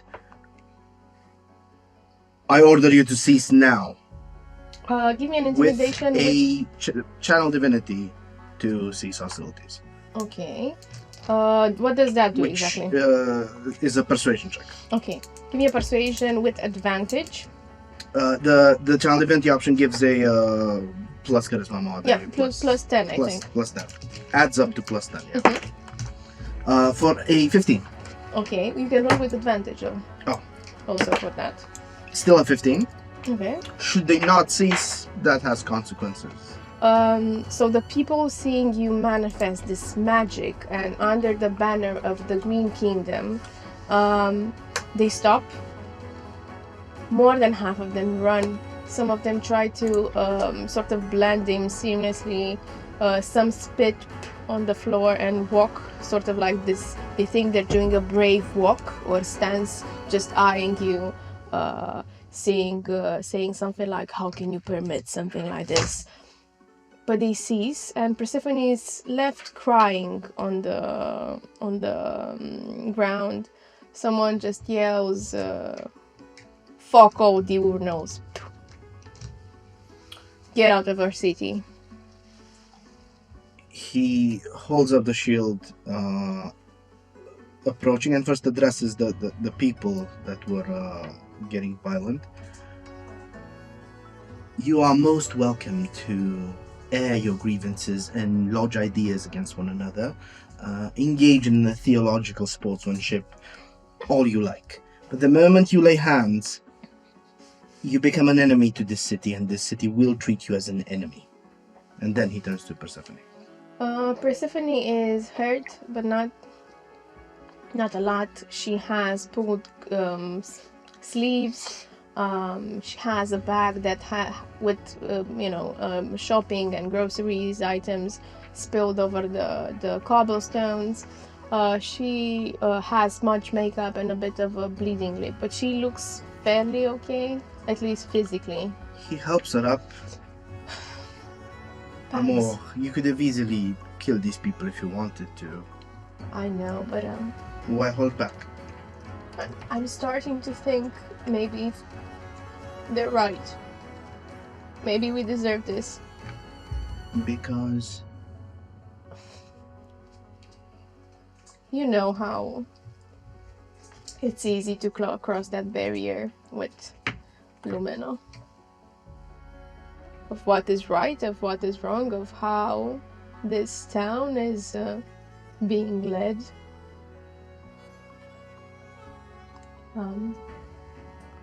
But regardless, I'm gonna go fix my makeup. Amor, just because your religion is silly doesn't mean you should ever be. It's not silly, Pax. It's not. He chuckles and pulls her into a hug. Now. She sits for 3 seconds and just pushes you aside a little bit. I'm gonna go prepare. We have a vernissage tonight. I will not be able to assist for a while. The streets need to be made safe again after yesterday. She nods. Be safe. You belong here. Maybe. She leaves. The shield recoalesces into the feather, which he tucks on his chest. Pardon. Is your friend alright? No. Does she need any help? She can help herself better than we can. She also will ask if she actually wants help. She knows her limits very well. D'accord. You know, I had hopes that stuff like this was, a thing of the past. Well, Being persecuted for something that you can't really... don't worry. I'm sure Luna has observed this, and on her day, which is supposed to mean order of this chaotic movement, they will, sooner or later, have their punishment. We walk and talk? Yeah. Depends who you ask. One's fate is arguably changeable. Sure, but how does that influence the people around you if you don't try to inflict any harm or to maybe convert anyone or suppress other people's faith? How does you being you influence others? Why should that lead to violence? And you speak of them getting what they deserve, but you don't think about how she feels right now or the impact that this attack has had on her. That they get what they deserve, but she's still left with that pain of not belonging. How can I put this gently? It is a good thing most theologies do not apply mortal rules to the gods, because otherwise we're all praying to murders. The gods take from us when they will and how they will, and Lumen or Obscure or Heptamods, they all take life when it is their way. And one might be upset that somebody across the square is praying to somebody who received power to kill their loved one. And that's not something you can resolve with simple, hey, stop it. Yeah, but where does it end? It's a never-ending cycle, isn't it? It's just silly. Yes, it is a bit unfortunate in the past few years what has happened to the city, as even murders occur more frequently and terrorist attacks. I wish that the truth of beneath all of this corruption would be made clear soon, so that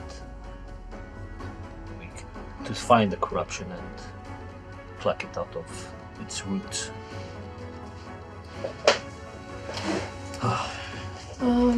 And as you continue to the Martis district, another letter flies in and hits Pax, and it looks very official. It has the square with very neat folding and an official green wax stamped with a green Sigil. Yeah. a sigil with the Green Kingdom symbol, that of a tree. This one he opens manually and not with magic. And reads it as you walk. What do you guys do? You venture towards the Martis district, right? And as you move forward, you step into a first district, the first time the Hillside district, which is rather intense and gloomy. People are more outside here, and you see a lot of diurnal creatures compared to the other districts. The ground itself, it's uneven. It has all these hills and sort of this brutalist buildings made of stone, and everybody looks rather rough. Cuts and bruises are worn like it's a sort of this statement that something is to be proud of. And you see someone fighting in a corner, and you go through all these streets, and it's sort of this red environment. Everything feels very red and sort of obnoxious and painted, and it's sort of like it violates your eyes. And as you step, you find between of two of these brutalist buildings the familiar squeezed Nova Nook with no signs, but you have the windows largely open, and you hear the singing that comes from the tavern. Before we enter, I'll tell to the rest, you go inside, do your business. I'll just take a seat on a bench nearby or somewhere. I have to study for my final exams. Let me leave you with a bit of reading. Pax rips like the first row of the letter and hands the rest to Adam. And then heads inside with the others.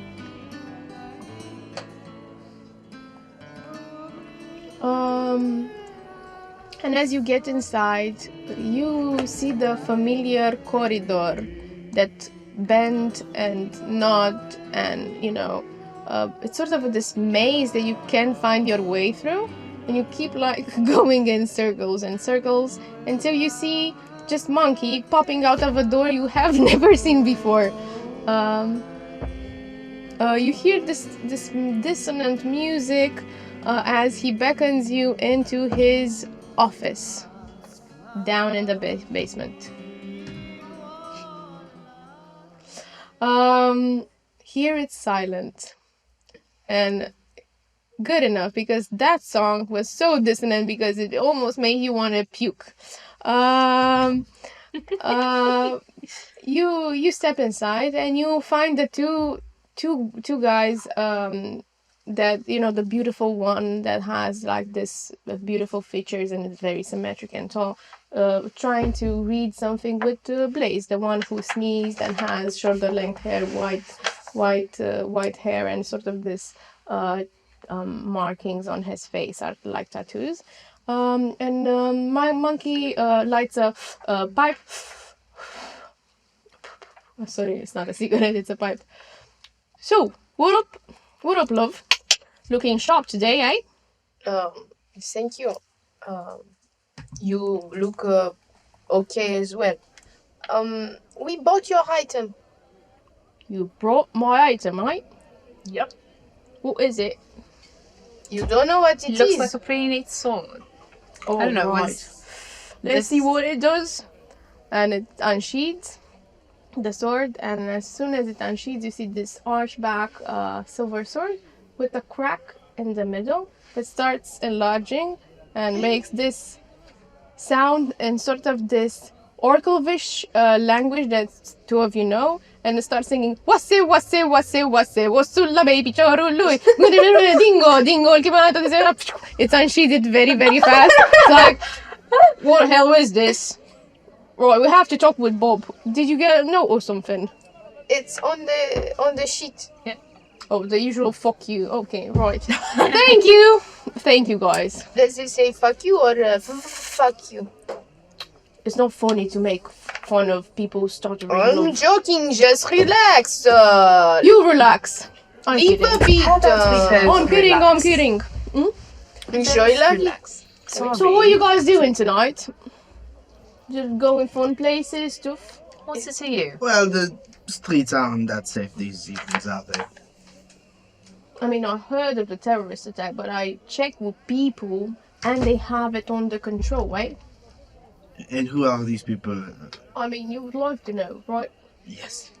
Just I'm not like telling you. Just like you like to know our schedule for tonight. I mean, if you want to have fun, sure. If you do not want to have fun, I do not like it. If No we way. want to have fun, we do what?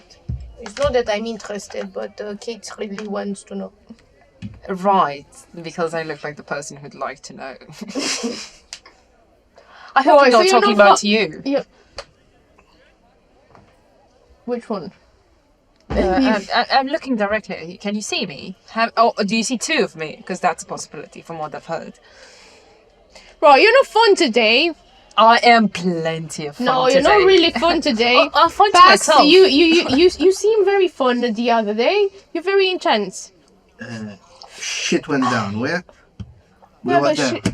shit always went down in Green Spring, right?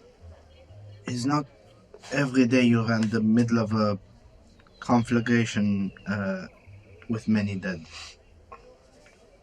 I mean, for me, in the last 5 years, I was in 4, but Right in. yeah. Got this scar, and he shows you his back. He strips down, and he has like a massive scar. This seems to be way over average. The typical citizen isn't regularly. And pray tell, how do you keep finding yourself near these incidents? You know, I have sort of. My friends tell me that I sort of have a neck for trouble. Like, I always sometimes do business with the shady people, end up discovering shit that I don't want to know, and sort of get blown up in the way. You cannot put your shirt back on. I mean, if you insist. I do insist. Well, there's not much to see. I'm not impressed at all. Maybe I have a business to attend to, like, please chop chop. I think he's not used to being treated like that by women. I like a piece of meat. Maybe the other one can take his shirt off. I wouldn't We can make a little contest. Oh, how about the blazy one? Yeah, the Blaze sort of like hides behind the book and says, Monkey, you always do this shit. Look, he's trying to look smart. Yeah. That's so quaint. You know, you have a personality, darling. Good job. One of them scowls. Blaze, you know, the bookish, lengthy one, hides behind his books. So very uncomfortable. Monkey scowls at you and points towards the door. Sans mon ami,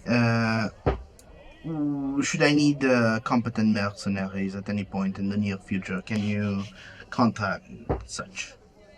Right. You have 3 competent mercenaries right here, right? Love? Oh my, this is your best way. Oh, there you are. I think you asked, right? Without a wet. Right? Très bien. Noted that your services are available. Merci. Do you wanna have it right now? And starts like pulling again his shirt and knocking knuckles. Do you wanna like have a little bit of a competition right now, eh? It's not Mathis, is it? Tomorrow, perhaps. Tomorrow. Me, us. What do you wanna roll? I might have bigger business, bigger fish to fry than you, but on some Mathis I am free. We will tumble. Petit singe. Okay, as long as you're done measuring wands or whatever You were the magicians ones ripping on the poor Well, lads. and he already said that we could go, so I don't If they know. weren't so charged up with testosterone, Look at trying to prove themselves to you, they wouldn't be issuing fights now. Look at him. He took his shirt off again. I mean, it's a statement right there. Do you know what I can also do, love? I can be very smooth about it and does like this parkour jump backwards, lands, and sort of like does this thing when he touches his hair, trying to be seductive. I don't know if it's working or not. I'm sorry, why are you scratching your head? You have done Do you know what? Leave. I'm not in the mood for shit today. Oh no, I think that we've upset him. I think so too. So, where we have to go to meet you and have some fun tonight? Some monkey business. Oh. Like making, jokes. Right, he we're likes gonna it. be in the Midnight District like everyone else. Maybe we meet there, but I'm Maybe that's a not possibility. looking forward to. Still with his shirt off. Oh, he wants us there. He's flexing. I see it. He wants to impress us. We see if we can make it there, love. Maybe. On y va. Oh, bye, monkey. Bye. Love. Au revoir, my love. Mwah. She does it sarcastically. You see him sour-faced as you leave, and after you close the door, you sort of hear this fight like, you always do this! No, I'm not! Shut up! This is not a way to get girls! Like, they start fighting. Someone is yelling, I'm sick of you guys! Genevieve is gonna press her ear next to the door. So Genevieve, we're moving! okay, Doc, if you insist. You get the gist that one of them does a lot of shit, one wants to mind his business, and the other is bored. This is what you get. I like the bored ones. Disinterest. Yes. Mhm. Okay, moving forward.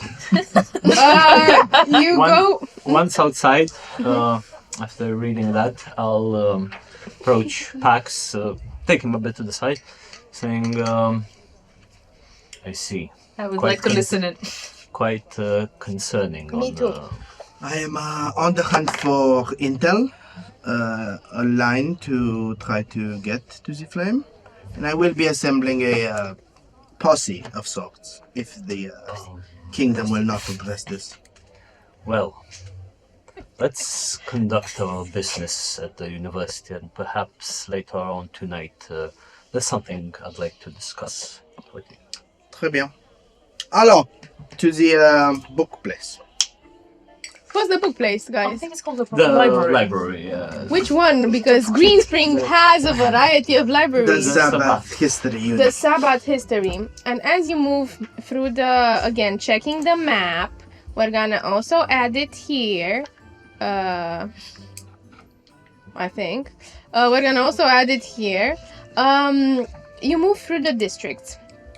And you go through the hillside district into the midnight one, which has this very interesting shade of dark gray, and it looks like a favela with elven architecture, like tops of rows of buildings. Like a lot of people are here, and it's daytime, and you know nocturnals do not go out on day night. It feels very busy, a little bit, you know. What's the feeling where cramped and crowded, and maybe a bit it brings the feeling that everything it's tightening in, claustrophobic feeling. But the refinings look nice, the buildings look sturdy. You see all sorts of fauna in pots that are native to the midnight forest. And So as you nice. pass by, you also see another protest against wild magic.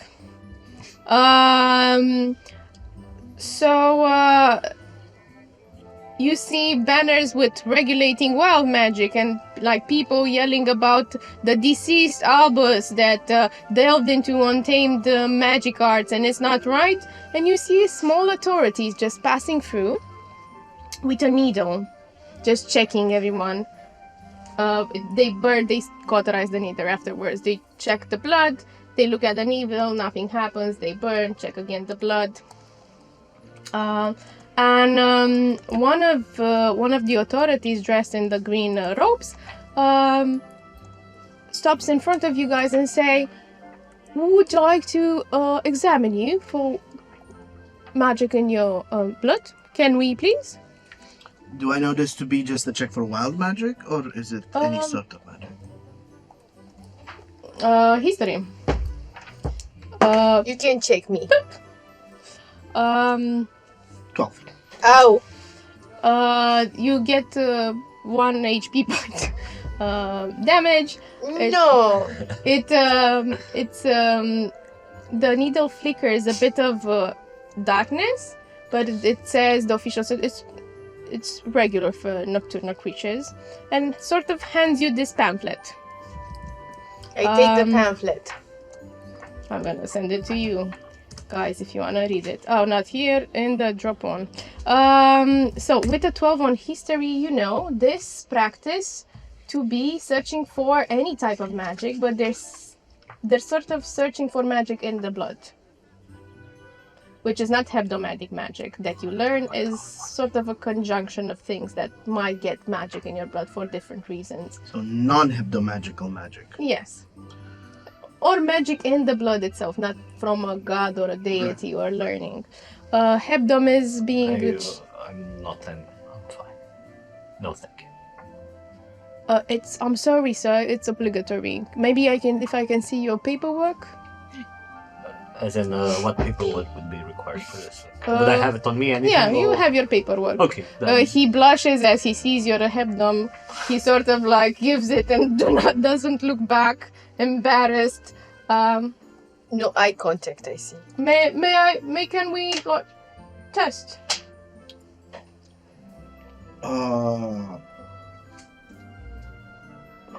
Also shows his paper.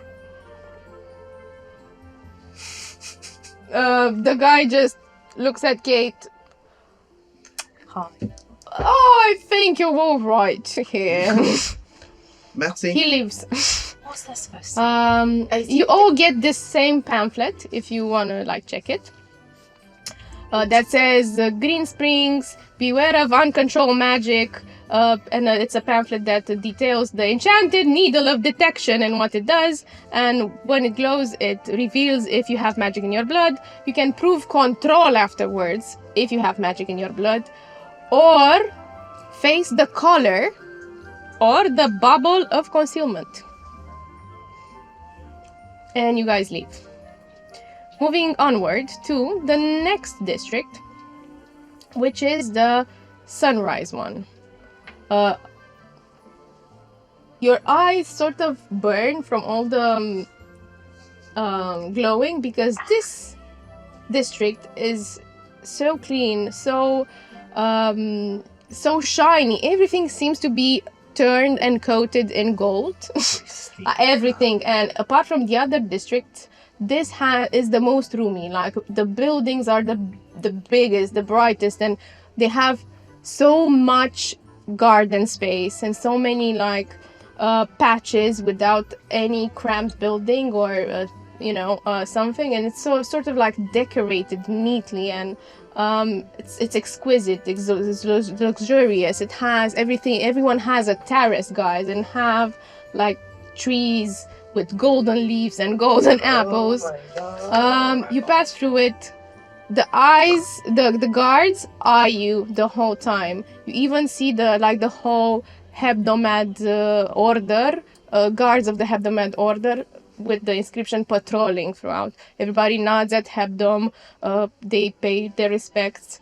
And you see a lot of magnificent buildings like the Sunrise Chapel and the Observatory and the Sunrise Bank. Man, is the most gleaming thing you have ever seen in your life.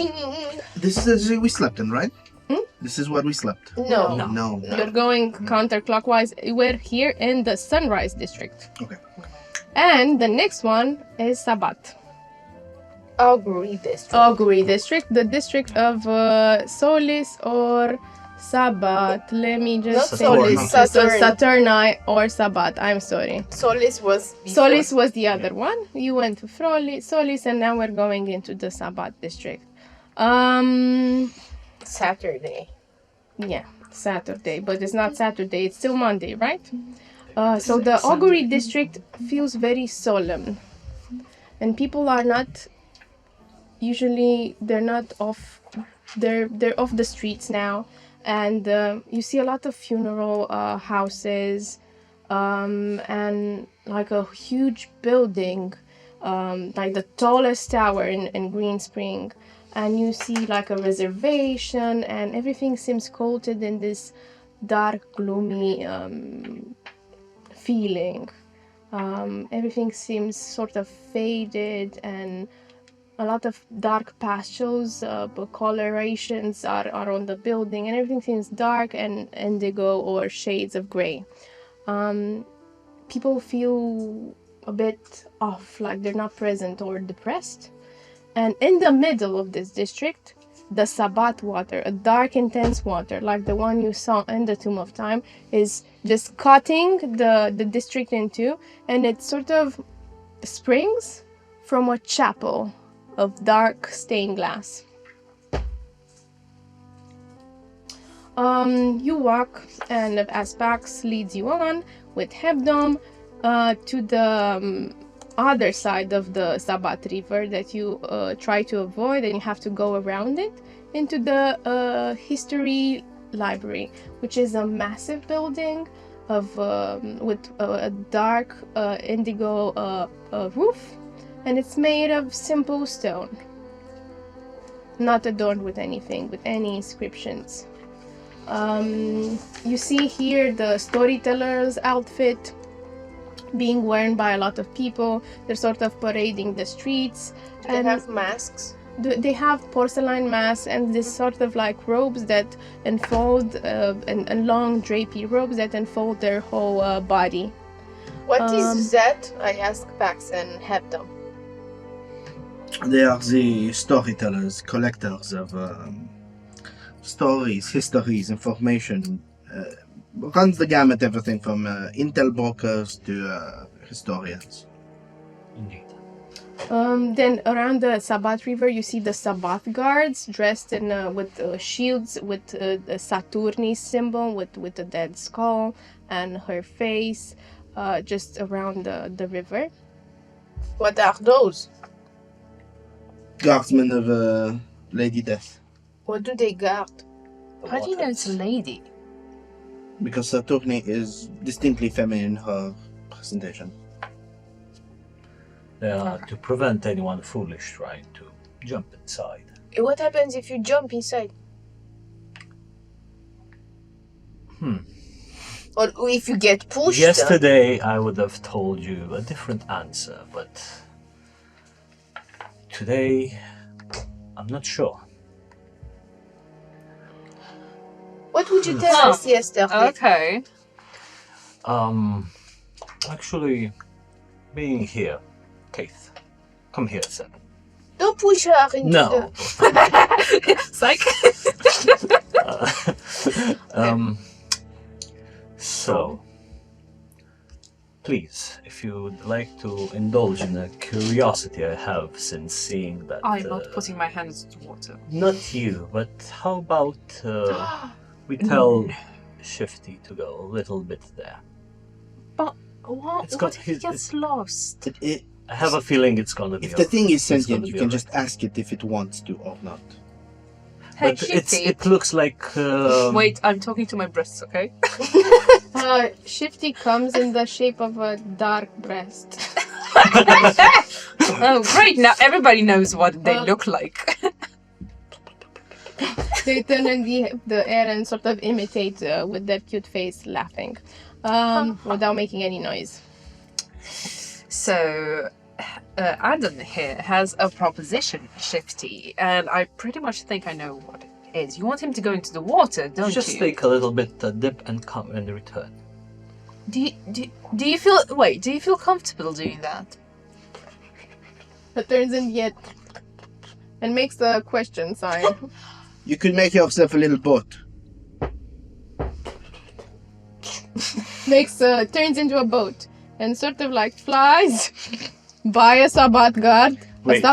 No, because Okay. I wanted to tell before going, just make sure you are as small and insignificant as you can. And It turns into a flat, dark surface, yeah, that like a puddle, and it lies on the ground and sort of like crawls near the Sabbath guards. And I would ask you to roll for Shifty with a +4 stealth.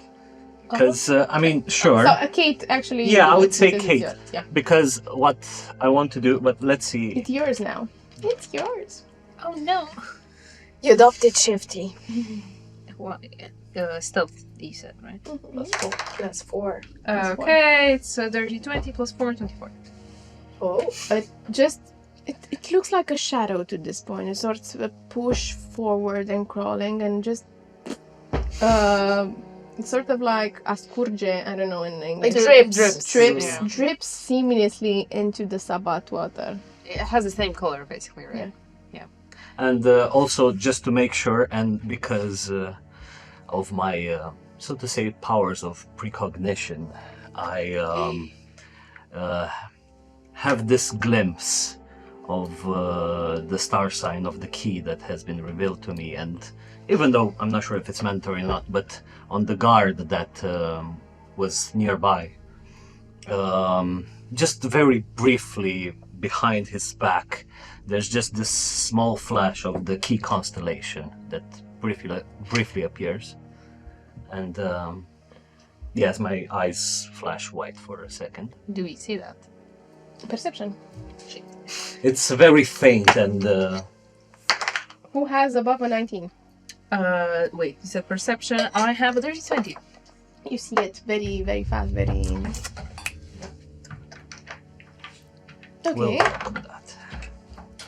And yeah, that basically would make his roll for perception or whatever be a 2. Okay. So I rolled a 20, But it's a 2. and it's a 2 now.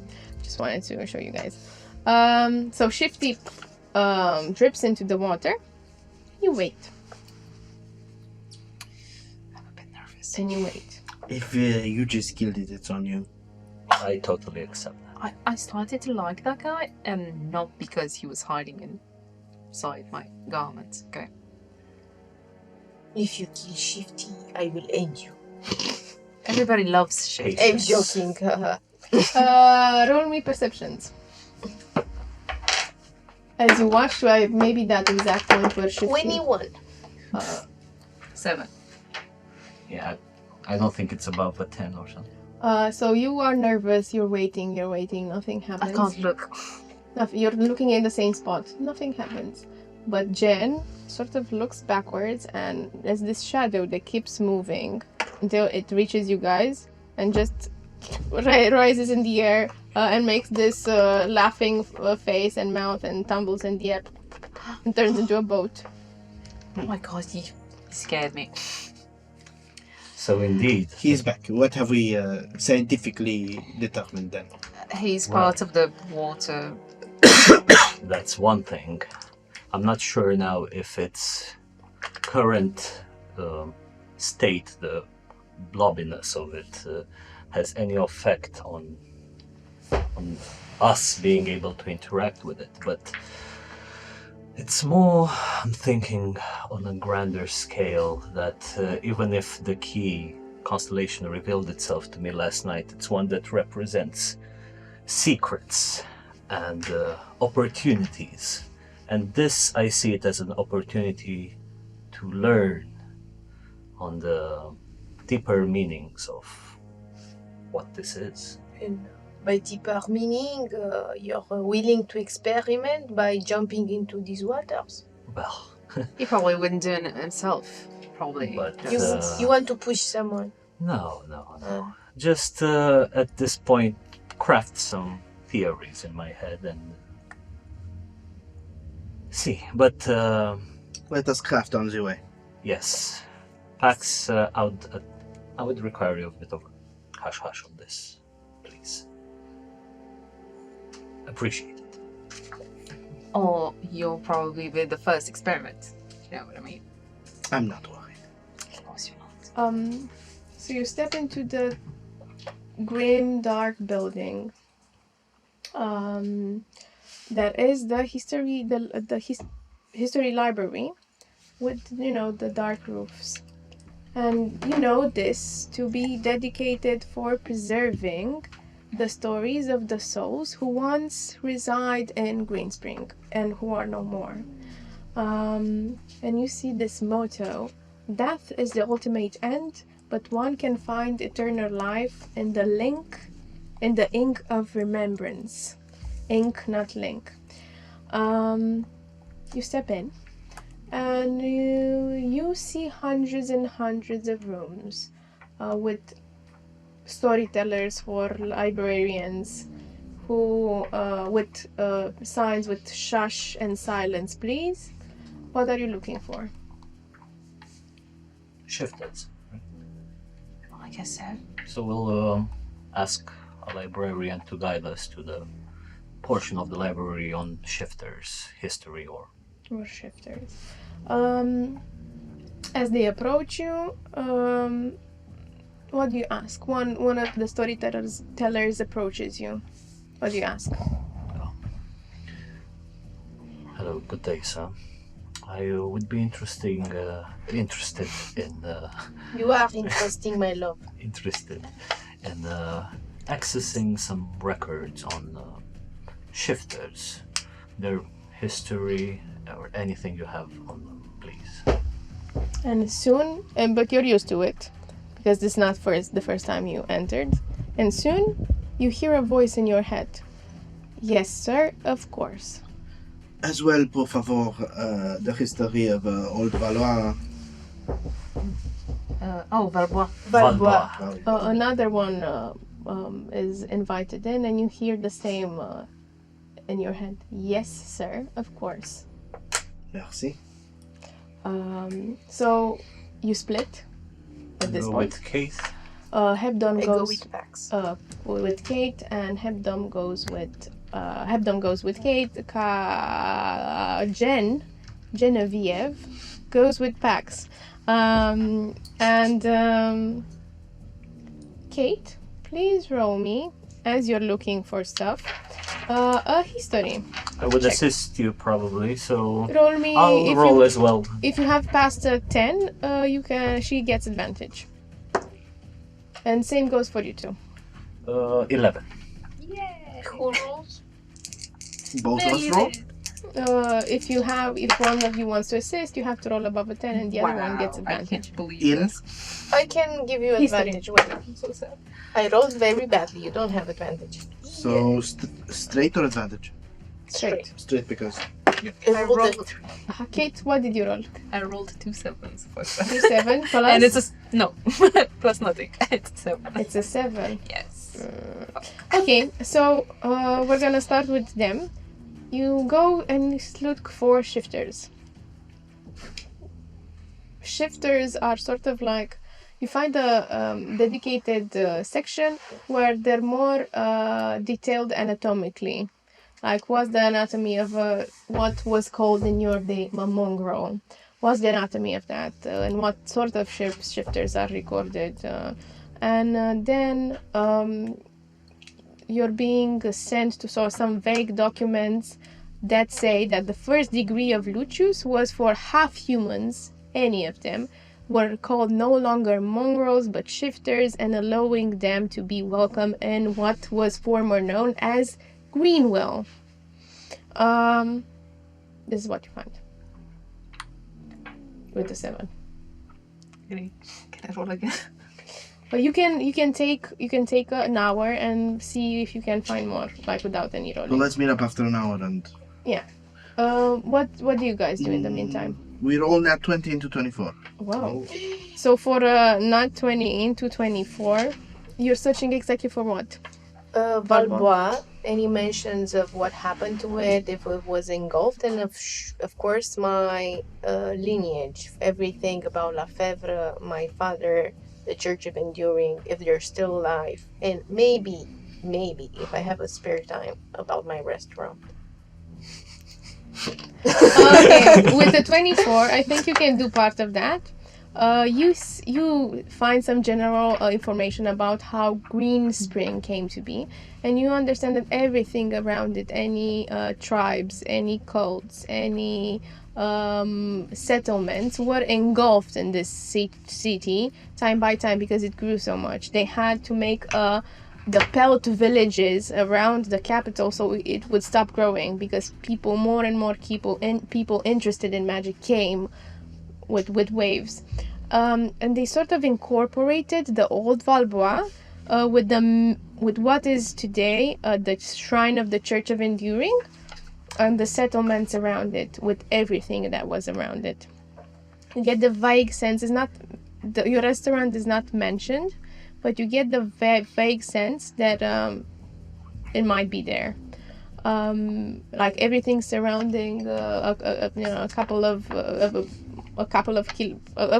a kilometer around, it was engulfed in Green Spring, and your Valbois wasn't that big. Then for Lefebvre family, you search and you find the collection of the dead. Basically, the dead have recording memories, and you search for your parents. You find a distant cousin, but you don't find your parents there. Yes. Do we have find a track to this cousin? Yeah, you find the life story of Genevieve's cousin, whose name was Pierre Lefebvre. I was thinking Pierre. Yeah, we know it's Pierre. Nobody liked him. It's okay. He ended up dying for his convictions Killed by whom? by himself. He honor killed himself. You don't know this is what it said. It's Right. very It's cryptic. Fake. Cool. We gather after an hour? So in the hour that you keep searching, You don't have much. I'm gonna take the 7 in consideration, but you find a couple of things. You start, like, you feel like crying, you feel exasperated. Hebdom is trying to help you. You then start going towards the dead people library, and you start going name after name after name. If whoever you remember, you find a couple of friends you had back there dead in the 33rd Age of Loom, 40 Age of Loom, 10 Age of Loom, and you find a document recording the death of Floki, your chieftain, Yarex's father. And he died on the 42nd day of the first month of the 23rd Age of Loom. And it said he was welcomed by Lucius, he drew a wonderful life, he was allowed to practice his faith and also try to like get along and serve the hebdomades. But there was some fights and protests, but they were supported by Lucius. And after this, there's a short mention of his son Yarek living in the 4th Age of Loom on a personal quest and never returned. And you know this because it's a quote from Floki saying that he is ravished, that he hasn't seen his son since.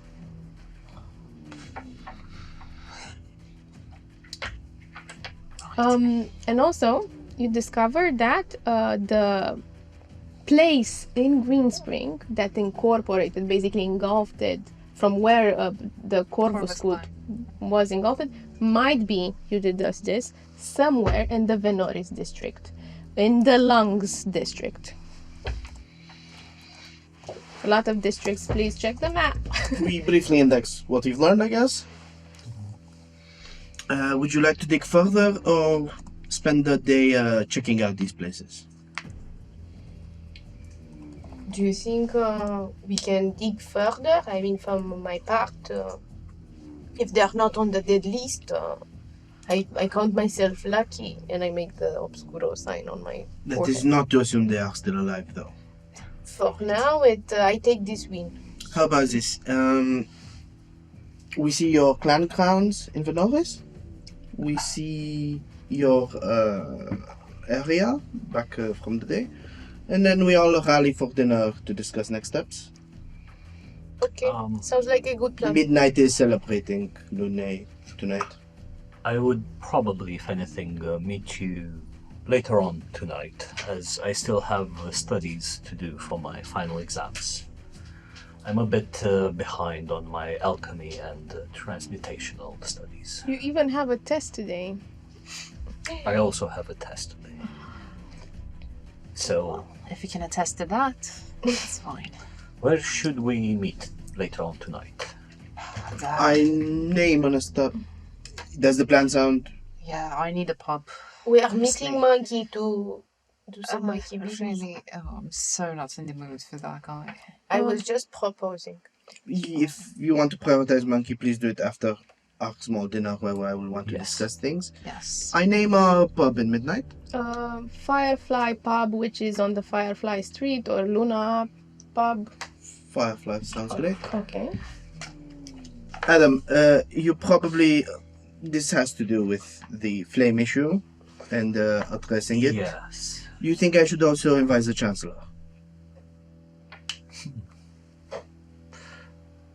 I think he can definitely be trusted, and I'm curious to see his view on this. So, We yes, worked well enough together last time.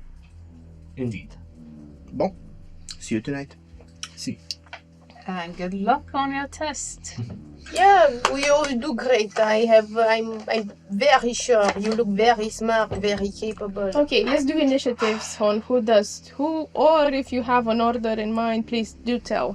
Whatever the geographical order to visit Yeah. both places? Yeah. Okay, so the geographical order, So Venoris first, I think. Veneris for. Because we gotta end up in Midnight. So, What time is it? Is it still? so you're in Sabat. This is northeast. You're in Sabat, northeast. The Venoris is clockwise, anti-clockwise north, and the Luna is south. So first to Venoris, and then Luna. and then we'll drop it to Luna because we need And to both. you can pass through the royal domain there because you're cutting the Yes, north to south. Yeah. Okay. So It's the adjacent district, Venoris, to where we are, so Yeah. it's natural to go. okay. So from the Augury district, which is run by Saturni, the Sabbath deity, you go into the Lungs district, which is run by Venoris.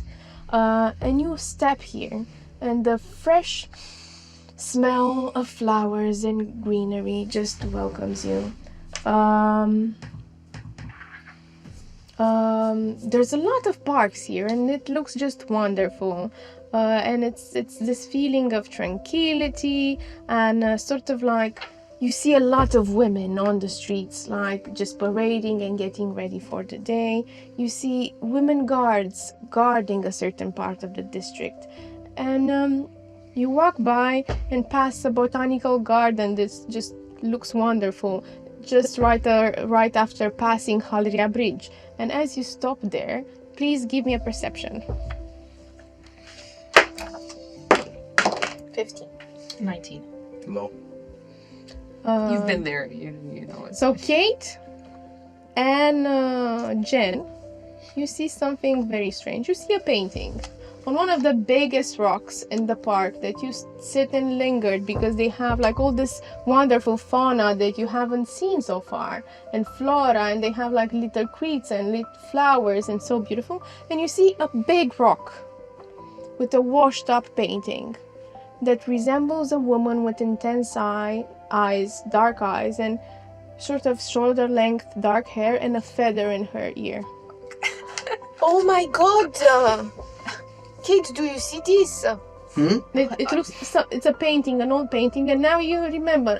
You've seen Kate somewhere. It looks like this painting. There is a painting outdoors. Yeah, on a rock. Sort of this tribal painting. Kate, this is you. Is Even got the feather. Look. How do I explain the fact that it survived all this time? It's very washed off. You don't know from where it was painting. You can only a history for Maybe for he's you to talking find about me surviving all this time. 6. Don't know. You don't know. What else? What do you guys do? Is it? I want to inspect it. Is it, scribed like Investigation. Yeah, I want to definitely help.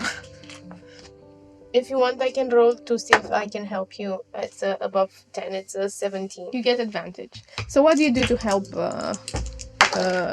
Kate here? I'm starting to put all my fingers in all the cracks and crevices and indentations on the rock to see if anything resembles as a signature, maybe by a hammer and a chisel, or sort of in that direction. It's a 10. It's a 10. So with a 10 you find Jen is pointing at a place where a signature was, but it's been so much time passed by, and the rock started to get eaten by weather and time and air and being exposed to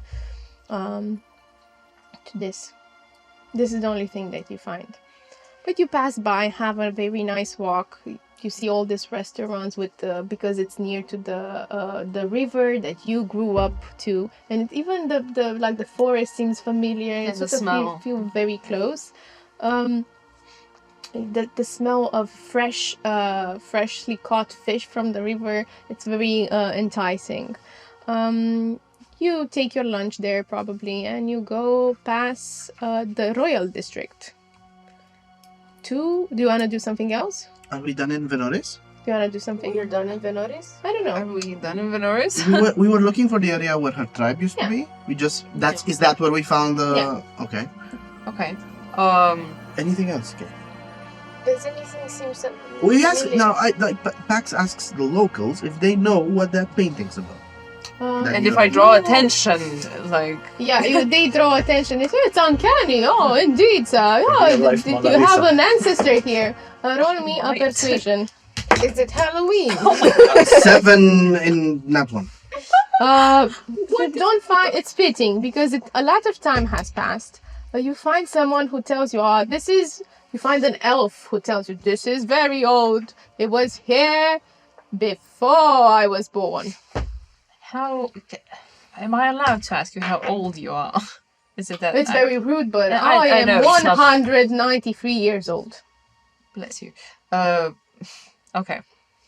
So, do you happen to have any documentation of, let's say, Of the rock. maybe 400 years ago of Lady, you're very crazy. I'm going the to... settlement of this? But this what place? question would you want to know from the documentation? The settlement. What settlement? This is a painting of you. Like, who made it? I don't know. Maybe artists. No, the people that lived, the first people that lived here. I'm interested of the history of this place. Is the Raven clan still around? Where? Do you know any raven folk or half raven, half human? No. Shifters. Do you? We have a couple. Most of them are crammed in the Lunai district. But crow shifters. Raven. Maybe but very faint. You can see and tell them by the feathers what ancestors they had. Like instead of hair, they have like sort of like hair that ends in feathers or something. But no, not really. Maybe in midnight then. Maybe. But here, I can tell you about now, and I can tell you because I'm an ally of the women who work here. This is even half of the district is mostly inhabited by women, strong women, in the Chapel of Justice. Half of the district? Yeah, you can't really go there, and he points towards a line. What is the Chapel of Justice? It's the chapel of this district. The hebdomadic structure for the district, right? Okay. Something of a courthouse. Okay. And he points towards a hill, and it stands like made of wood and, the natural design. You see the Justice Chapel as scribbled on rock with beautiful letters. You know what? Yarek, I bet Yarek left you all those markings years ago. And this painting also is made on a rock with a scribble, obviously made in chisel and hammer. So maybe we should inspect all the rocks from around here. Sure, but how is that going to lead me to him? Oh, I mean, what are the chances of him actually being alive? I'm just trying to figure out what happened to him, but I feel like nobody is going to be able to tell me. We know for a fact not even his father found out. You know, Exactly. I'm a hopeless romantic. I was just trying to help. It's disconcerting, really. How does the Jovician sending work when you send a letter to somebody? Can you send letters to somebody you've never met? I would say no. Mm-hmm. But probably want to find a workaround and sending people who... There's it's a great DM who helped me, wrote some cantrips for some custom cantrips, which is actually David, and you can... and the Saturni cantrip helps you do exactly that, what you're thinking of. Mm-hmm. There would be an option if we could get... But does that require the body? No, like one of the options is to try to converse with someone who died, like sort of make their physical apparition, and that doesn't work with people who haven't died. But it just creates them. Yeah. There could be a version in which we would find a Saturni follower. They could, from you, show me the image of Yarek, and then knowing him, I could attempt to send him a letter, and should he be alive, there would be a response. Same for your family. If they're dead, you would know for sure whether they're dead or not. I don't think I want to know. I'm not ready. I would like to know. I mean, I already kind of know if he's dead. I just want to know if he led a good life. You could exchange final words. That'd be nice. If you had the body, you need the body to exchange. You final can't words. exchange final words. You can know for sure he's You bastard. So the cantrip, and I'm gonna tell the followers at home what exactly the cantrip does, because it's a beautiful cantrip. But if you give me one moment for the document to unload. So, do we head to Saturni to make this happen for you? Get the final confirmation that he's not? Sure. Do you think we can get the location maybe? No. I simply send the letter and there will be no response if he's gone. So We will know he's gone though by the simple fact that the vision works. We don't even need to send a letter. I'll know for sure. So mechanically, how it works is each of the 7 hebdomads has a cantrip. Each of the cantrips have 3 utilities. So the Saturni one is called Saturni Shadow Whisper, and one of the utilities is Faces of the Past. Basically, you're invoking Sabbath to use many and hold an ethereal projection depicting the visage of a past acquaintance or loved one. And it functions also in reverse to see if a missing person has or hasn't perished. Basically. Yeah. Are these cantrips tied to each day? I mean, No, you can use it's- this only on No. Okay. Certain followers have them. Then in this Like case, Pax probably I has the could help. Jovician cantrip. But I'm not- You've seen him sending letters and doing other stuff.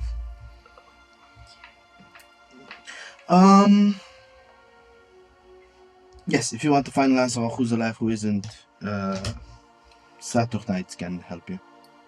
Right now, all I have is hope and delusion. But if you want to rob me from this, sure, let's go to Not that. at all, simply if you want to, and I understand if you don't. Okay?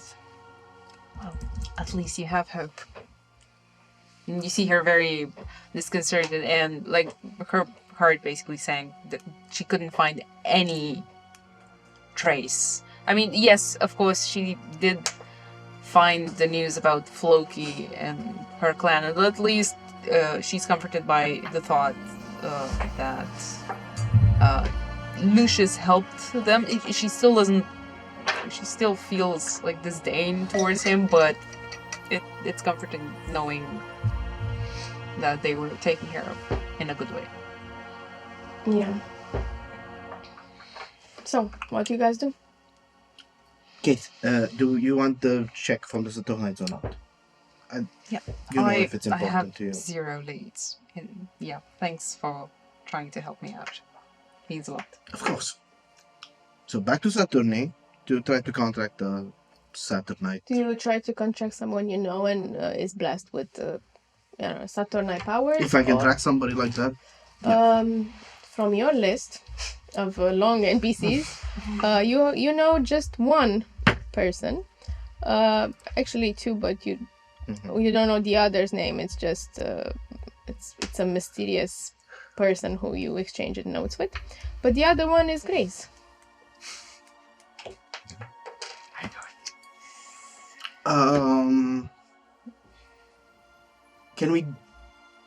Can we drop by for a Saturni favor?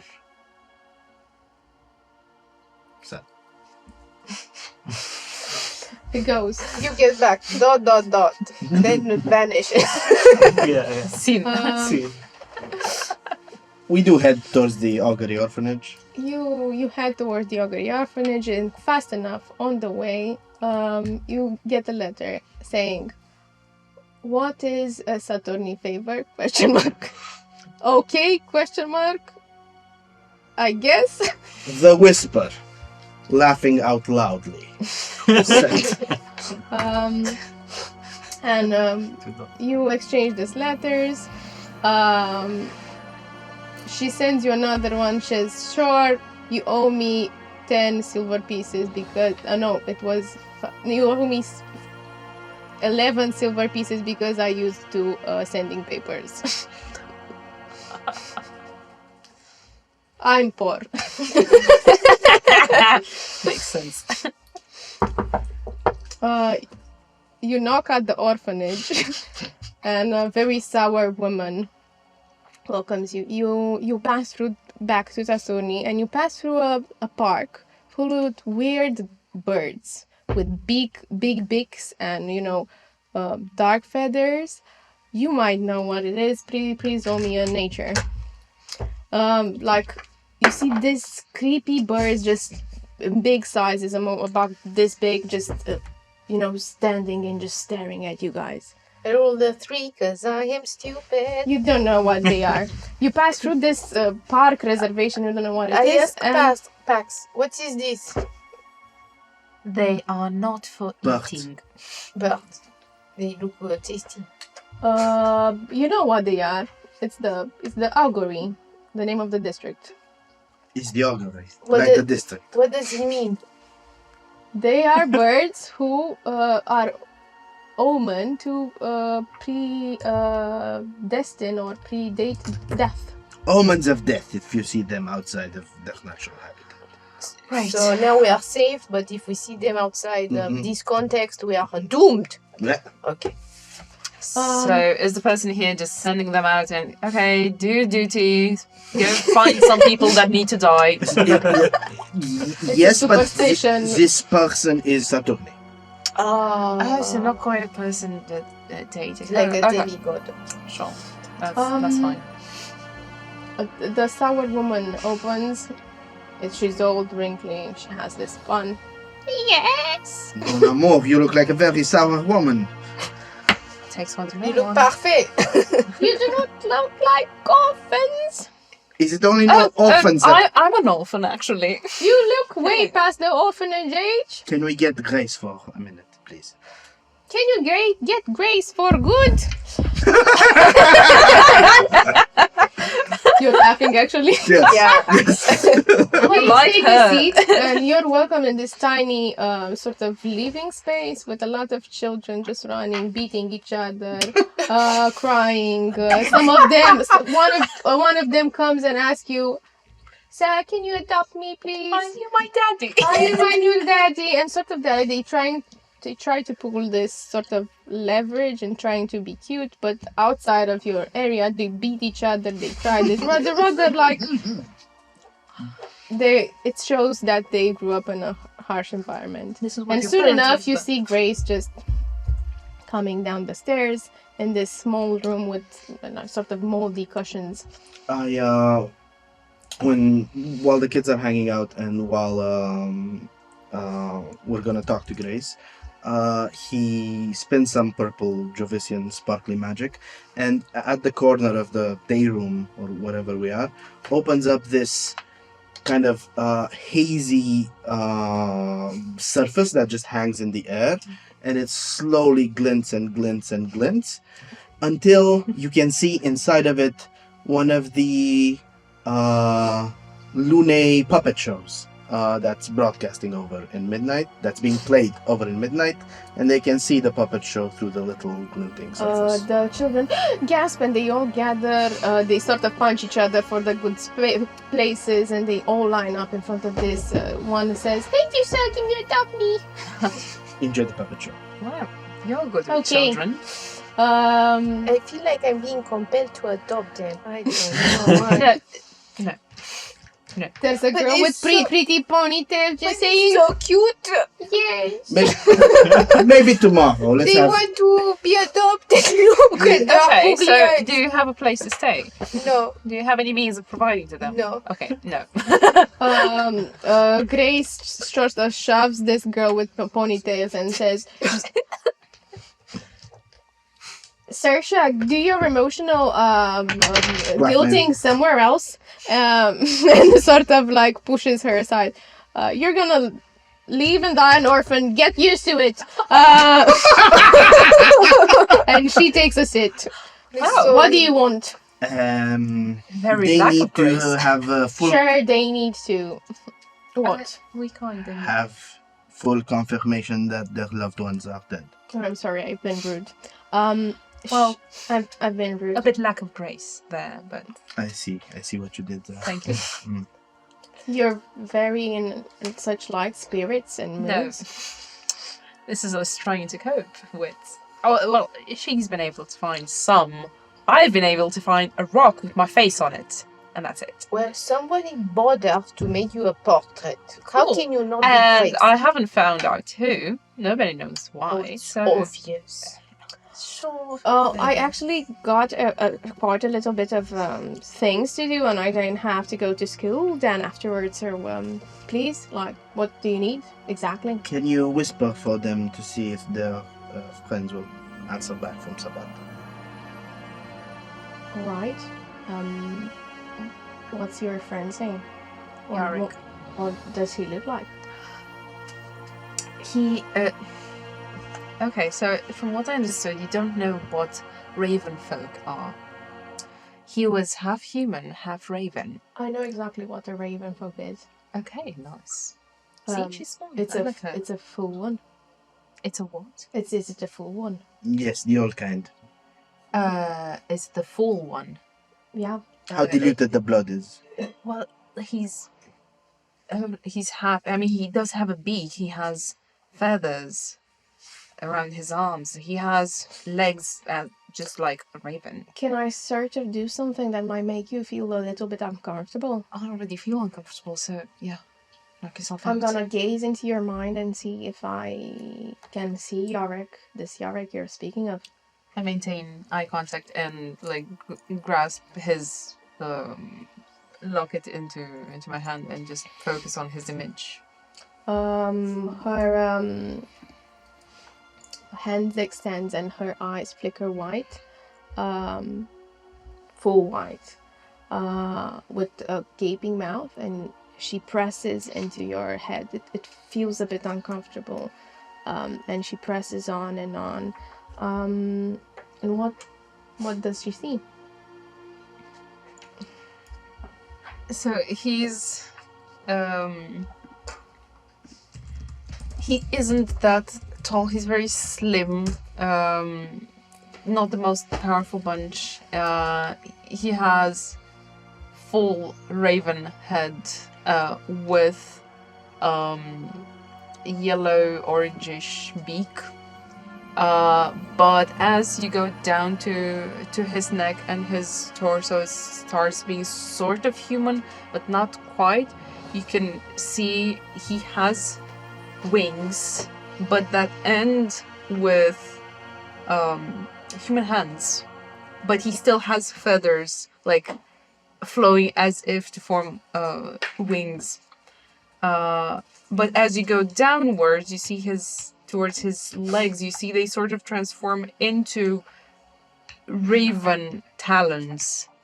So he's this weird combination. He has dark garments, obviously, to match his visage, but when he has this kind look about him, you know. After staring in a minute or so, she stops and she says, "Sorry, I know it's not comfortable." It's all right. I mean, and she takes sort of clutches her pendant, and this liquid dark indigo swirls, and she's trying to mold the face as she says, "Sabbat, hear our wishes and show us the face of Yarick." And it molds and it starting to make a beak, but then just flattens. Either he has changed completely and is not the same Yarick we used to be, either he's not dead. So romantic. He's not in Sabbath. He hasn't been swallowed by the waters of Sabbath, no? Huh. Or he grew very differently. Maybe he lost his head or arms, or I don't know. But whatever he still is, it lives. we don't know that. Or for sure. I didn't recognize him and I didn't call for him. This is Person. somebody 400 years ago. I know, I was there when they told me. But you understand how it sounds. I'm not questioning your craft. No, Pax, just forget it. I I can't really do not now. It's too I it's too understand much. exactly how it sounds, but But this is good news, Kate. We don't know if it's good news. What if he was mutilated into No, it's not even death can Why can't recognize you see him? hope in this? I can't see hope because his father's already dead. Their life expectancy isn't hundreds of years like But he elves. had magic. look, I've been hearing on the streets, reading in some places that I shouldn't read. There's a lot of people who live past their lives with different means, not even the god means, and even rumored to be immortal.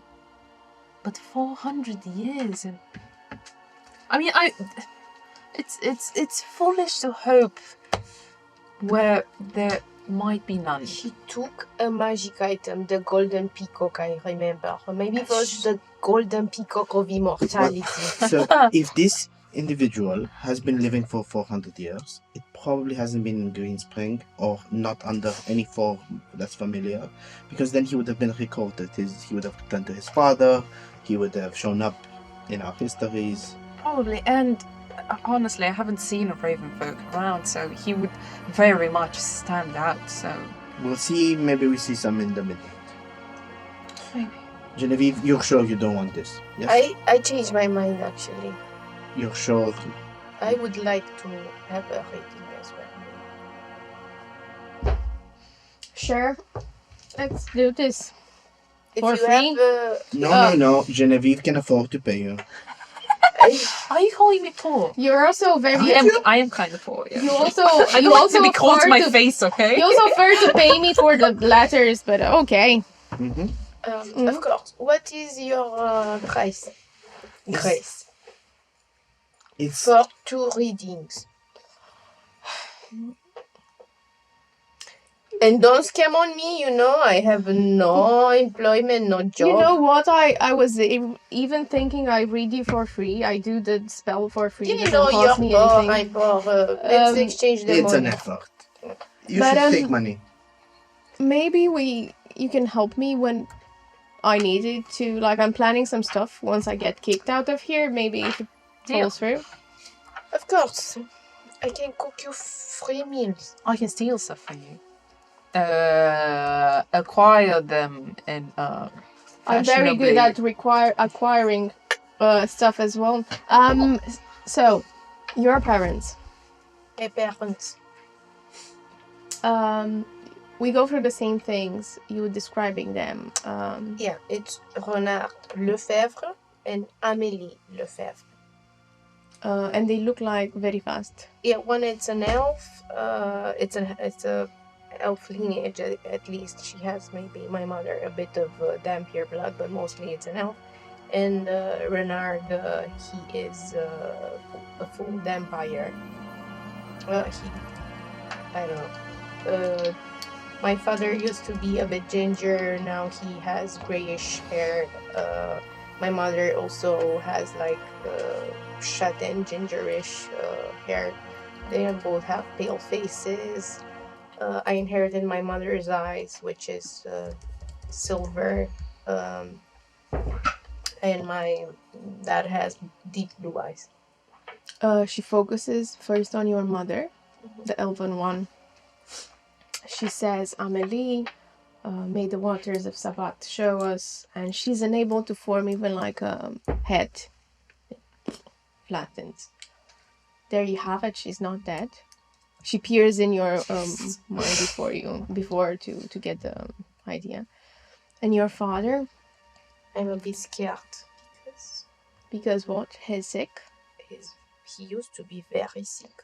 He is still very sick, as she's forming a blob, almost like a full face, and then it splats. So He's they're both alive? Your father might not be for long. Oh no, I have to find him quickly. Me and him are not on speaking terms. We never see eye to eye. I know I'm a disappointment to him. I need to find him before he dies. Let's go digging into Valborg. the sun is setting, and it's getting close to meeting Hebdom that we're gonna go in a second to go. What's he seeing? Dusk? It's almost dusk, yeah. Okay, so it's midday. Make sure Genevieve pays. Do you pay? We pay in favors, apparently. Ah. It's almost midnight now. Midnight? Yeah. We went through the whole day. It's almost midnight. Almost. It's dusk. Dusk. Yeah. We don't get to see Valba before midnight? It's dusk, and if you hurry up, I don't know. Because they're both in midnight. Yeah. The meeting and Valba. Yeah, So yeah. Valba quickly, then midnight. Okay, so for Valbois quickly, If we can. If you go, you can go through Hebdom's exam if it's that. I don't know. Okay. Mm. So Better ace it, man. Catch him in the meeting. So yeah. for Valbois quickly, you walk around and walk going through the royal domain and see a grand palace and a chapel and like the things that you've seen from afar, the highest of buildings, like glowing in green and white. You pass through there and you see again Lucius statue, this time in gold in the middle, and it's very, very like it's even higher in lavishing and design than in the Solis district. It's the most exquisite thing and built with such craft you have never seen before.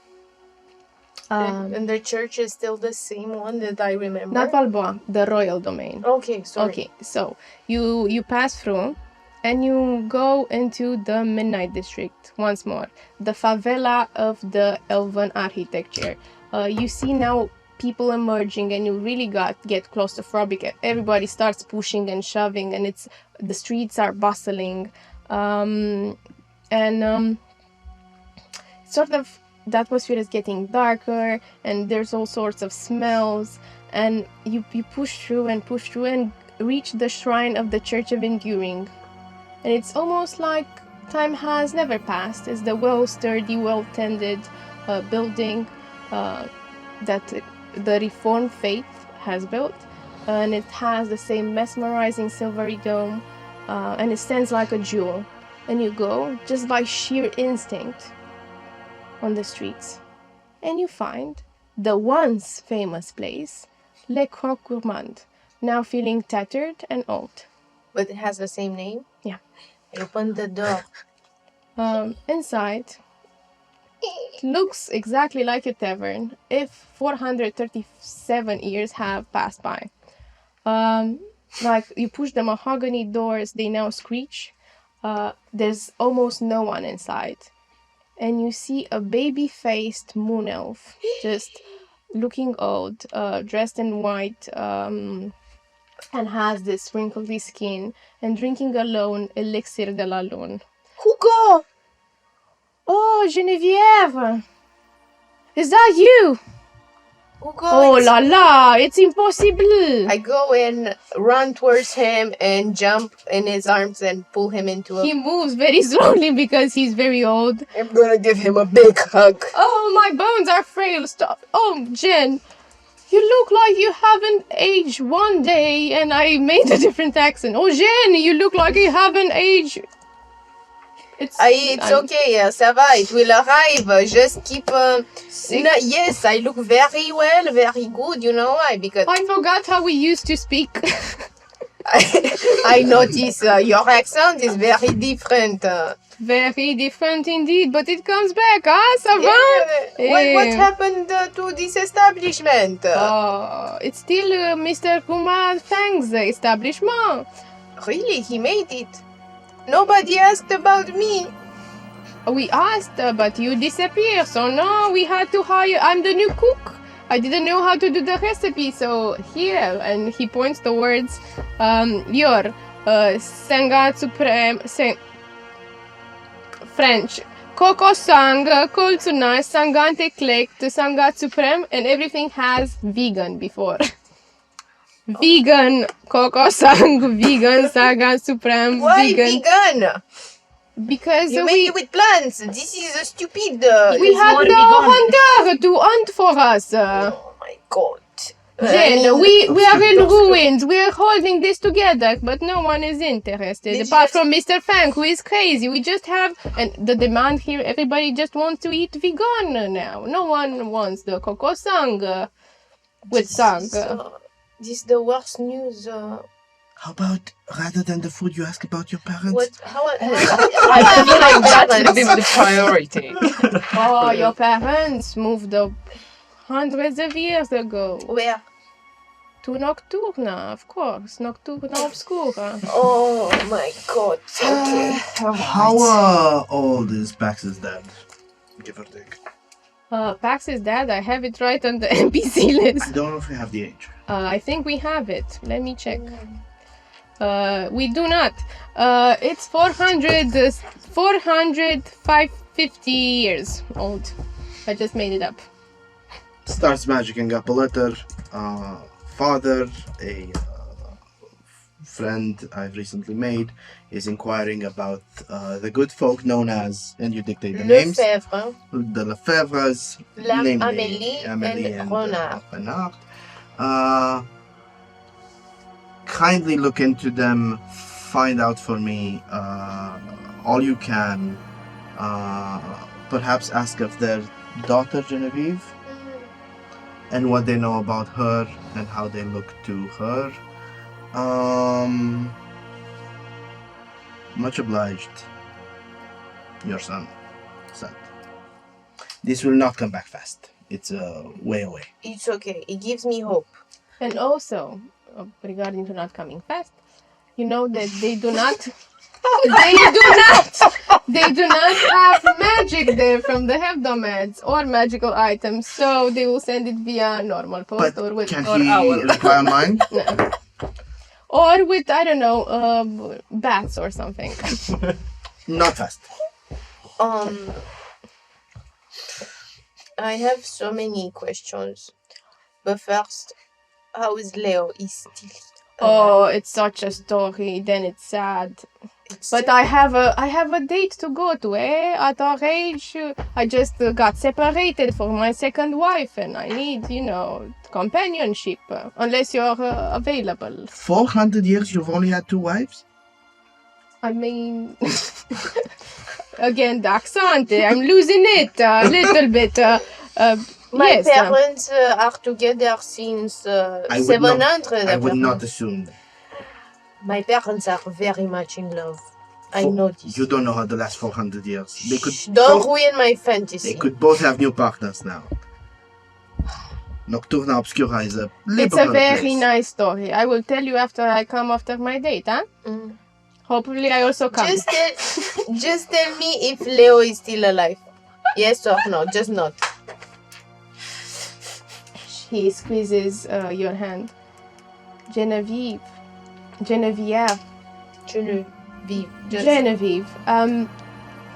Leo. It's very complicated. I will smack you and you will miss your date. I swear to Obscura. I think he's hoping to smack after the date. He killed himself. Why? Shit. It's very complicated, but it has a good end. Just like my cousin. It has a good end. Okay. I'll tell you everything after I come from my date, huh? Oui? D'accord. Tomorrow evening or tonight. Not tonight. Tomorrow. Maybe you get lucky, eh? Eh? If you still can manage to pull that out at your age. It's more... I mean, I don't think pulling out is the problem here. Pax, by the way, has also magicked up a letter. So much paper usage.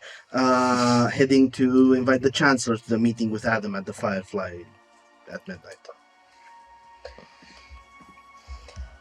Okay, so... I'm gonna quickly scribble a letter on a piece of parchment and leave it under Gourmet Fang's door. I will send you later what I wrote. Is it the recipe for... Huh? Is it the recipe for cocasan? No. With meat. what do you say? You leave me... I will let Okay. you... So in the meantime, as midnight is approaching. You must meet with Hebdom. Hebdom has had a wonderful day doing very important stuff, like him going to pass one of his tests, which is the test for esoteric philosophy that you're taking today. That includes the curriculum of symbolism, numerology, and some more things. A lot of things that you will not believe. So you take the test. You're all seated in the Purple University, each with his own bench. The spells against plagiarizing and copying of each other are put, and you start scribbling. And you scribble, and you scribble, and you give me a history check. History, it is. And this is part of your grade. Okay, not bad. Half it. It's a... Wait, well, it's a 16 plus 6, 22. 11. 11. You get an 11. This means an A+. Well, it's Adam, not be them, so... Okay. And as you start writing, you feel that you have finished the sentences, the points that you need to make and do the grill. And at some point, you feel sleepy and tired from all the things that have happened. And please give me a Constitution saving throw. Is this during an exam or in between breaks? During the exam. Like the end of it. No. You still got an A+. It's fine. Because I was about to do a Saturni spell. Not a Saturni, sorry. One of the Lunai actually spells. Okay. Okay, you can do it, definitely. Because it is, let me give it a second. The one with the coffee smells. Yes, I will. The Lunai's Nocturnal Grace. The Night's Caffeinated Embrace. And what does it do exactly? When I feel sleepy, I say a few of the prayers to Lunai, and then I take a deep breath and I start smelling, and my head and my body feels that rush of fresh coffee just enveloping me, and there's even a faint smells around me. As I take this break, I immediately energy surge. And this prevents you from falling asleep and dozing off. You ace your exam. The professor, Mr.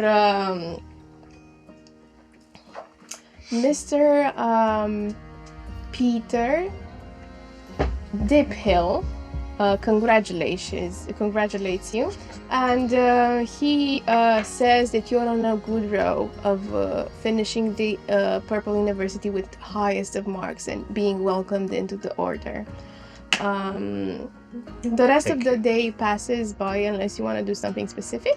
No, I just want to say that I did have, if it is philosophy, I have written here like one of the passages that I think they were quite nice, and that everything in the universe can be dissected into its primordial building blocks of air, water, earth, and fire.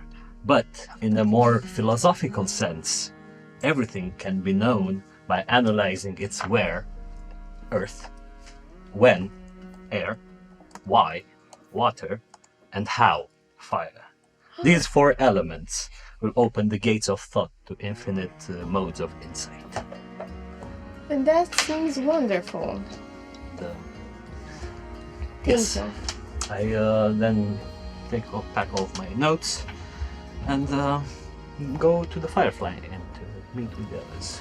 And you go and meet to the Firefly district. And you see each other. Pub. In the Midnight District near the Firefly Park, in the Firefly Pub, who has a marvelous terrace opened up. And you wave to each other, But in a different part of this same district, we are on the streets of the Midnight District. Because we follow this new figure. Let me just change the music. This new figure. And Paul, can you please join us and describe how this new figure looks like?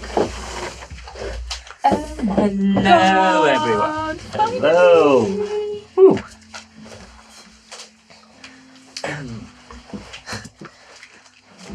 I'm sweating balls.